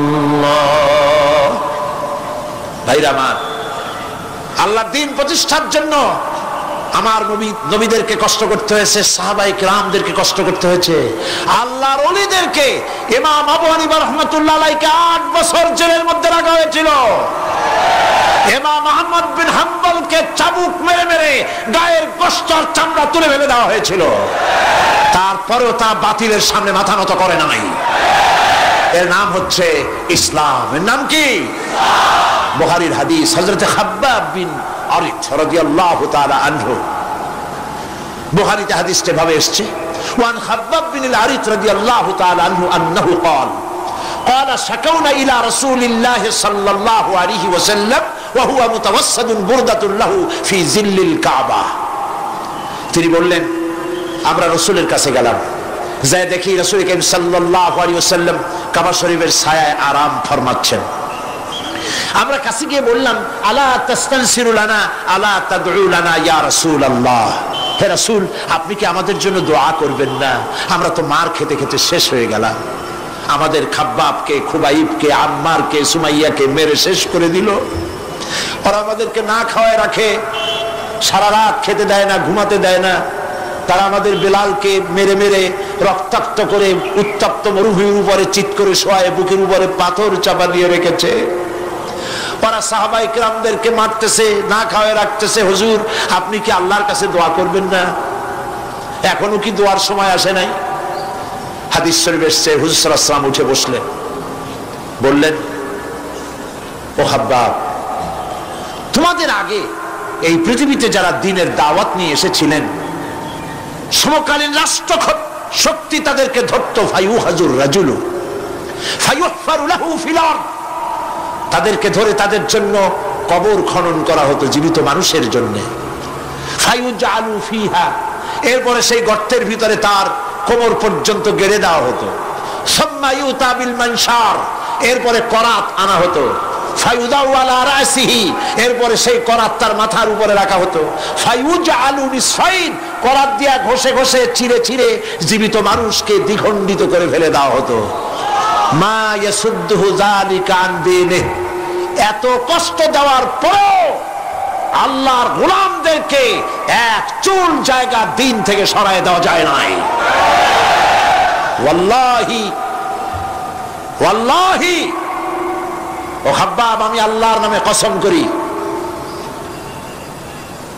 লাইউতাম্মান্নাল্লাহু হাযাল আমরা হাত্তা ইয়াসিরু রাকিবু মিন সানআ ইলা হাদরামাউত। আমি আমার আল্লাহর নামে কসম করি। কে কসম করছে? সুবহানাল্লাহ বলবেন না?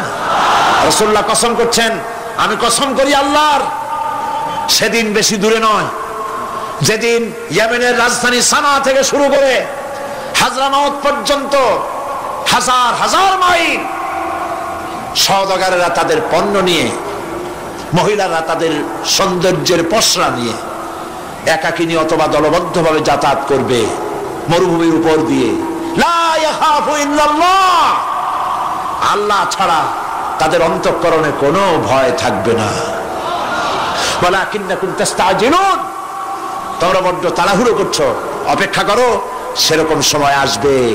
রাসূল করিম সাল্লাল্লাহু আলাইহি সাল্লাম সেরকমের সময় দিতে পেরেছিলেন নাকি পারেন নাই? পেরেছিলেন কিনা? সেজন্য রক্ত দিতে হয়েছে, সেজন্য মার খেতে হয়েছে, সেজন্য জেলে যেতে হয়েছে। রাসূল করিম সাল্লাল্লাহু আলাইহি সাল্লামকে, জেল তো নতুন কিছু নয়। ইউসুফ আলাইহিস সালাম জেলে থাকেন নাই? জেলে থাকেন নাই? ঠিক আছে, রাসূল করিম সাল্লাল্লাহু আলাইহি সাল্লাম জেলে ছিলেন না? সেই জেল এরকমের দেওয়ালে ঘেরা জেল নয়, পাহাড়ে ঘেরা, চতুর্দিক থেকে পাহাড়ে ঘেরা শিয়াবে আবি তালেব 3 বছর। কতদিন? টানা 3 বছর রাসূল, তার সাহাবী, তাদের স্ত্রীরা, বাচ্চা বাচ্চা ছেলেপেলেরা 3 বছরের মধ্যে সরকার ঘোষণা করেছে এদের সঙ্গে কথা বলবে না, বাজার ঘাটে যেতে পারবে না, কেনা বেচা করতে পারবে না, সামাজিক বয়কট, সামাজিকভাবে বয়কট করে রেখেছে। সাথে যা ছিল খাবারগুলি শেষ হয়ে গেছে, তারপরে উট ছিল, ভেড়া ছিল, খাইয়ে শেষ হয়ে গেছে। এরপরে যখন কিছু নাই, উটের চামড়া ভিজায়া ভিজায়া, শুকনা চামড়া ভিজায় খেয়েছে। যুবকেরা ক্ষুধার যন্ত্রণায় বাবলা গাছের পাতাগুলি চাবায়ে খাইতে গিয়া কাটা ফুটে জিহ্বা থেকে রক্ত পড়েছে। বাচ্চা ছেলেপেলেগুলি মায়ের বুকে দুধ পায় নাই, না পায়া বাচ্চারা চিৎকার করে উঠেছে। এই চিৎকার, ক্ষুধার জ্বালার এই চিৎকারের আওয়াজ শুনে কাফেরেরা চতুর্দিকে অট্ট হাসিতে ফেটে পড়েছে। সুতরাং জেল জুলুম মুসলমানদের জন্য, আলেমদের জন্য, পীর বুজুর্গদের জন্য নতুন কিছু নয়। এই জুলম, এই অত্যাচারের পরেই আল্লাহ পাকের দ্বীন কায়েম হয়েছিল মদিনায়। রাসূলুল্লাহ বলেছিলেন, খায়রুল কুরুনি কারনি, সর্বশ্রেষ্ঠ যুগ আমার যুগ। বন্ধুগণ, আল্লাহর উপরে ঈমান আনলে মানুষের ভিতরে এ ধরনের অবিচলতা আসে, বিপদে ধৈর্য ধরার হিম্মত পয়দা হয়ে যায়। সুবহানাল্লাহ বলো। মুসা আলাইহিস সালাম কে? মুসা আলাইহিস সালাম কোরআন ওয়াজ করতেছে। সুবহানাল্লাহ বলে। গল্প করতেছি না কোরআন শোনাচ্ছি? গল্প করতেছি না হাদিস শোনাচ্ছি? আল্লাহ রাব্বুল আলামিন বলেন, ফিরআউন মুসা আলাইহিস সালামকে চতুর্দিক থেকে, 3 দিক থেকে ঘেরাও করেছে। একদিকে দরিয়া, তিন দিকে ফেরাউনের সৈন্যরা। কোরআন শরীফে ঘটনা এভাবে তুলতেছে, ফালাম্মা তারাআল জামআন ক্বালা আসহাবু মূসা ইন্না লামুদরাকুন।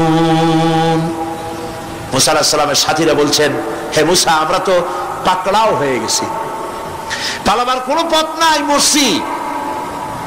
মূসা আলাইহিস সালাম ভয় পাইছিলেন নাকি? ঈমান কারে বলে?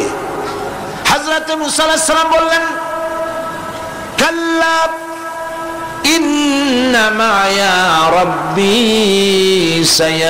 সায়াহদিন। নিশ্চয় নয়, অবশ্যই নয়, রব্বী সায়াহদিন, আমার প্রভু অবশ্যই, সিন দিয়ে বোঝানো হচ্ছে অবশ্যই আমার রব আমার জন্য রাস্তা করে দেবেন। এর নাম ঈমান। সুবহানাল্লাহ বলেন। এর নাম ঈমান। চতুর্দিক থেকে বিপদ ঘনীভূত, বেরোবার কোন রাস্তা নাই, ওর মধ্য দিয়ে ওমাইয়াত্তাকিল্লাহা ইয়াজআল লাহু মাখরাজা, কোন রাস্তা নাই, চতুর্দিকে অন্ধকার। এরপরে যদি বান্দা আমার উপরে ভয় করে, আমাকে ভালোবাসে, আমাকে ভয় করে, সবর ইখতিয়ার করে, অন্ধকারের ভেতর থেকে নিশ্চিদ্র অন্ধকারের ভেতর দিয়ে আলোর রশ্মি বের করে মুমিনদের যাওয়ার জন্য রাস্তা করে দেব। মূসা আলাইহিস সালাম বললেন, ভয় পেও না, আল্লাহ আমাদের পথ তৈরি করে দিবেন। আল্লাহ রাব্বুল আলামিন হযরত মূসা আলাইহিস সালামকে বললেন, হাতের লাঠি দিয়া দরিয়ার উপরে আঘাত করো। মূসা আলাইহিস সালাম আঘাত করলেন। রাস্তা দরকার ছিল একটার, মূসা আলাইহিস সালামের এক আঘাতে রব্বুল আলামিন দরিয়ার ভিতরে মূসা আলাইহিস সালাম এবং তার সাথী সঙ্গীদের পারাপারের জন্য 12টা রাস্তা পয়দা করে দিলেন। গল্প না কোরআন। রাস্তা তৈরি হয়ে গেল 12টা, সব পার হয়ে গেল। ফেরাউন তার দলবল নিয়ে আসছে। আল্লাহ রাব্বুল আলামিন বলেন, ওয়া আনজাইনা মূসা ওয়া মান মাআহু আজমাইন সুম্মা আগরাকনাল আখারিন। মূসা আলাইহিস সালামকে পার করলাম, পিছনে যারা আসতেছিল, কারা আসতেছিল? ফেরাউন। ফেরাউন আসছে তার দলবল নিয়ে। আসে রাস্তা দেখিয়া মনে করছে ওর বাজানের তৈরি করে রাস্তা, দলবল নিয়ে নামছে। দরিয়ার মাঝখানে এলো, আল্লাহ পাক অর্ডার করলেন কুল, ব্যাস রাস্তা বন্ধ হয়ে গেল। রাস্তা কি হয়ে গেল? শুরু হয়ে গেল চুবনি। পানির ভিতরে চুবনি খাচ্ছে, নিচে যায়, উপরে ওঠে। পানি খাইতে খাইতে প্যাক পোটকা মাছের মতো এরকম মোটা হয়ে গেছে। ডুবে ডুবে সব মরছে। এখন ফেরাউন একা, কেউ নাই। ফেরাউন একা। ফেরাউন পানির ভিতরে চুবনি খেতে খেতে তুফানের ভিতর থেকে নাক একটু জাগায় আর বলে, আমানতু আন্নাহু লা ইলাহা ইল্লাল্লাযী আমানাত বিহি বানু ইসরাঈল। ও আল্লাহ, তুমি ছাড়া কোনো ইলাহ নাই, আমি ঈমান আনলাম ওই আল্লাহর উপরে। বনি ইসরাঈল ঈমান আনছে যার উপরে, কাজী বনি ইসরাঈলদের পার করে দিয়েছো, আমারও পার করো আল্লাহ, তুমি রক্ষা করো। আমি তো মুসলমান। ওয়া আনা মিনাল মুসলিমিন, আমি তো মুসলমান, কলেমা পড়লাম, তারপরও চুবাও কেন? আল্লাহ রাব্বুল আলামিন বলেন, আল আন, এখন ওয়াকাদ আসাইতা ক্বাবলু ওয়া কুনতা মিনাল মুফসিদিন, এখন ঈমান আনতেছো, আর এর পূর্বে আমার দিন যারা জমিনে প্রতিষ্ঠিত করতে চেয়েছে তাদেরকে জেল দিয়েছো, জুলুম করেছো, অত্যাচার করেছো। আজ তোমাকে ছাড়বো না, তোমাকে শুধু মারবই না, আলিয়াউমা নুনাজ্জিকা বিবাদানিক, আলিয়াউমা নুনাজ্জিকা বিবাদানিক, আমি তোরে শুধু মারবই না। কে বলতেছেন? জোরে বলেন, কে বলতেছেন? আমি তোরে শুধু মারবই না, আল ইয়াউমা নুনাজ্জিকা বিবাদানিক, আমি তোর শরীরটারে বাঁচায় দেব। তোর শরীর পানিতে পচবে না, পোকায় খাবে না, মাটিতে পচাবে না, তোরে আমি শুটকি বানায় রাখবো। কিয়ামত পর্যন্ত দুনিয়ায় যত ফেরাউন আর ফেরাউনের বাচ্চারা আসে, তোরে দেখে যেন তারা ইতিহাস স্মরণ করে। রব্বুল আলামিন কোরআনে কারীমের মধ্যে পরিষ্কার করে মানুষদেরকে বুঝায় দিয়েছেন, আল্লাহর উপর ঈমান আনলে পরে তার হিম্মত বেড়ে যায়, মনের বল বেড়ে যায়। সুবহানাল্লাহ। হযরত রাসূল করিম সাল্লাল্লাহু আলাইহি ওয়াসাল্লাম কাফের বেঈমানেরা চতুর্দিক থেকে বাড়ি ঘেরাও করে রেখেছে, পালাবার কোনো পথ নাই। ঘুমেছিলেন তিনি, জিবরাইল এসে বলেন, ইয়া রাসূলুল্লাহ, ঘুমের থেকে জাগুন, আল্লাহ আপনাকে সালাম বলেছেন আর আপনাকে হিজরত করার জন্য মদিনায় আল্লাহর অর্ডার করেছেন। বাড়ির চতুর্দিকে কাফেররা তরবারি নিয়ে দাঁড়ানো। নবীজি ঘুমের থেকে জেগে হযরত আলীকে ডেকে বলেন, আলী আমার বিছানায় আমার চাদর মুড়ি দিয়া ঘুমায় থাকো, আল্লাহ আমাকে অর্ডার করেছেন, আমি মদিনায় চললাম। হযরত আলী হুজুরের দিকে তাকায় বলেন, ইয়া রাসূলুল্লাহ, আপনার বিছানায় আপনার চাদর মুড়ি দিয়ে আমি ঘুমায় থাকবো, সকালবেলায় কাফের বেঈমানেরা এই ঘরের মধ্যে প্রবেশ করে আপনার কম্বলের নিচে আমারে দেখে তারা মোহাম্মদ মনে করে আমারই তারা কেটে কেটে টুকরা টুকরা করে দেবে। আমার কোনো আপত্তি নাই, কোনো ভয় নাই, কোনো চিন্তা নাই, কোনো দুঃখ নাই, বরং আমার মনের মধ্যে এটাই তৃপ্তি হবে যে আমি আলীর জীবনের বিনিময়ে আল্লাহর নবী দুনিয়ায় বেঁচে থাকেন। নবীজি ঘরের থেকে বেরোলেন, চতুর্দিকে দেখেন কাফের বেঈমানেরা দাঁড়ানো, শত শত কাফের, হাতে তরবারি। হুজুর সাল্লাল্লাহু আলাইহি ওয়াসাল্লাম এক মুষ্টি বালু হাতে নিলেন, এক মুঠো বালু হাতে নিয়ে ফু দিয়া বালুগুলো ছেড়ে দিলেন। ঘরের চতুর্দিকে যত কাফের ছিল সবগুলির চোখের মধ্যে বালি ঢুকে গেছে। চোখের মধ্যে যদি বালি ঢোকে তাহলে কি মজা লাগে না? দুই হাত দিয়া সমানে ঘষা শুরু করছে কাফেরেরা, দুই চোখ আঙ্গুল দিয়া ঘষাঘষি করছে। এই ফাঁক দিয়া নবীজি বেরিয়ে গেলেন, একটা কাফেরও দেখে নাই নবী কোথায় গেলে। আল্লাহ পাক পরবর্তী সময় নবীজিকে শোনায় দিলেন, ওয়ামা রামাইতা ইয রামাইতা ওয়ালাকিন্নাল্লাহ রামা। নবী আপনি নিক্ষেপ করেন নাই যখন আপনি নিক্ষেপ করছিলেন, আপনি তো শুধু ধুলাগুলো ধরে এমনি ছাড়ছেন। ঘরের চতুর্দিকে সমস্ত কাফেরদের চোখে বালি পৌঁছে দেওয়ার দায়িত্ব আমার কুদরত গ্রহণ করেছিল। নবীজি হযরত আবু বকরের বাড়িতে এলেন, দরজায় দাঁড়িয়ে নক করেছেন, ভেতর থেকে আওয়াজ এলো। হুজুর বললেন, ইয়া আবু বকর। হযরত আবু বকর পিছন থেকে দরজার মধ্য থেকে ঘরের মধ্য থেকে জবাব দিলেন, লাব্বাইকা ওয়া সাদাইকা ইয়া রাসূলুল্লাহ। হুজুর প্রশ্ন করলেন, আবু বকর, গভীর রাত্রে জিবরাইল আমারে ঘুম থেকে জাগাইলো, তোমারে জাগাইলো কে? এক ডাকে উঠলা কেমনে? হযরত আবু বকর বলেন, ইয়া রাসূলুল্লাহ, আপনি আমারে নিয়ে হিজরত করবেন বলেছিলেন, আমি চিন্তা করেছি না জানি কত রাত্রে নবীজি আসেন, আর আমার দরজায় দাঁড়ায়া নবীজি আমারে ডাকবেন, আমি থাকবো শুয়া, বেয়াদবি হয়ে যাবে। এই জন্য বিছানায় না ঘুমায়া আপনার পবিত্র জবানের ডাক শোনার জন্য এত রাত ধরে এই দরজার সঙ্গে দাঁড়ায়া দাঁড়ায়া ঘুমাইতেছিলাম। নবীজি হযরত আবু বকর রাদিয়াল্লাহু তাআলা আনহুকে সঙ্গে করে নিয়া মদিনার পথ পরিহার করে মেসফালার মধ্য দিয়ে যারা হজে গেছেন দেখে আসছেন, মেসফালা জাবালে কেদোয়া, মেসফালার উপর দিয়া জাবালে কেদোয়ার উপর দিয়া আরো একটা পাহাড় পাড়ি দিয়া জাবালে সুরে চলে গেলেন। সন্ধ্যা হয়ে গেল, ফজর হয়ে কি বলেন, ফজরের রক্ত হয়ে গেল। হযরত আবু বকর বলেন, ইয়া রাসূলুল্লাহ, পালাবার উপায় নাই, ধরা পড়ে যাব, তাড়াতাড়ি চলেন গুহার মধ্যে ঢুকি। তবে পাহাড়ে গুহা, সাপ থাকতে পারে, বিচ্ছু থাকতে পারে, আমি আগে ঢুকি, কোনো বিপদ হয় আমার উপরে হয়ে যাক, আল্লাহর নবী সুস্থ থাকুক। হযরত আবু বকর কি মহব্বত, নিজের জীবনের চাইতে রাসূলের মহব্বত বেশি, সুবহানাল্লাহ। এই জন্য নবীজি বলেছেন, ও আমার সাহাবীরা, तमाम পৃথিবীর সমস্ত মুমিনের ঈমান যদি এক পাল্লায় রাখা হয় আর একা আবু বকরের ঈমানটা যদি আরেক পাল্লায় রাখা হয়, তোমরা দেখতে পাবে तमाम পৃথিবীর মুমিনের ঈমানের তুলনায় একা আবু বকরের ঈমানের পাল্লাটা ভারী হয়ে গেছে।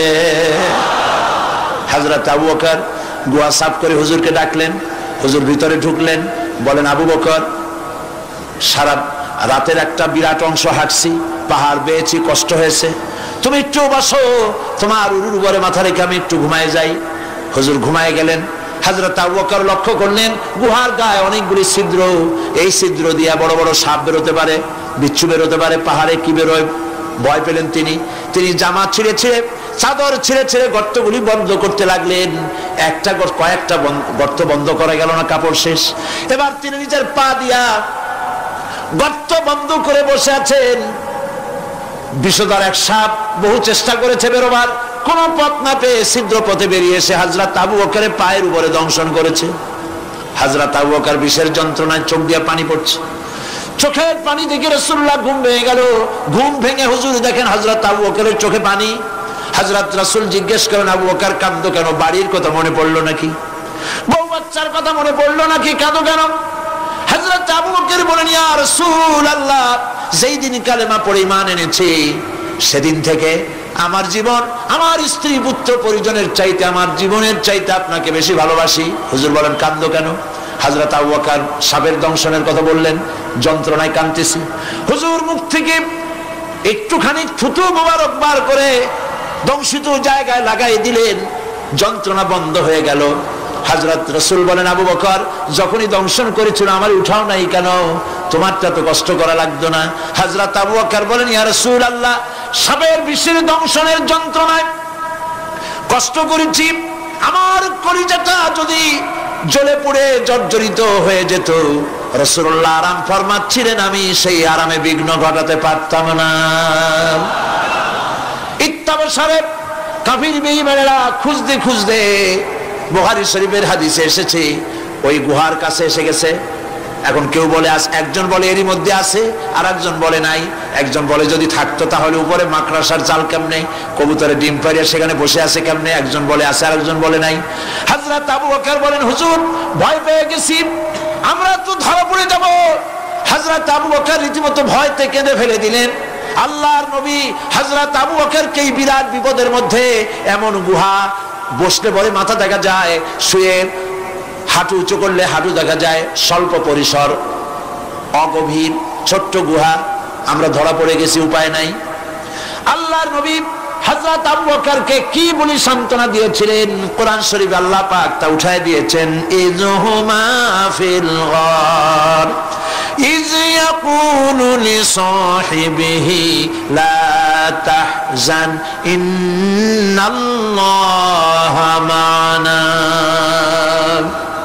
ও আমার সাথী, ভয় পেও না, আমরা মাইনরিটি নই, আমরাই মেজরিটি, কারণ আল্লাহ রাব্বুল আলামিন আমাদের সাথে আছেন।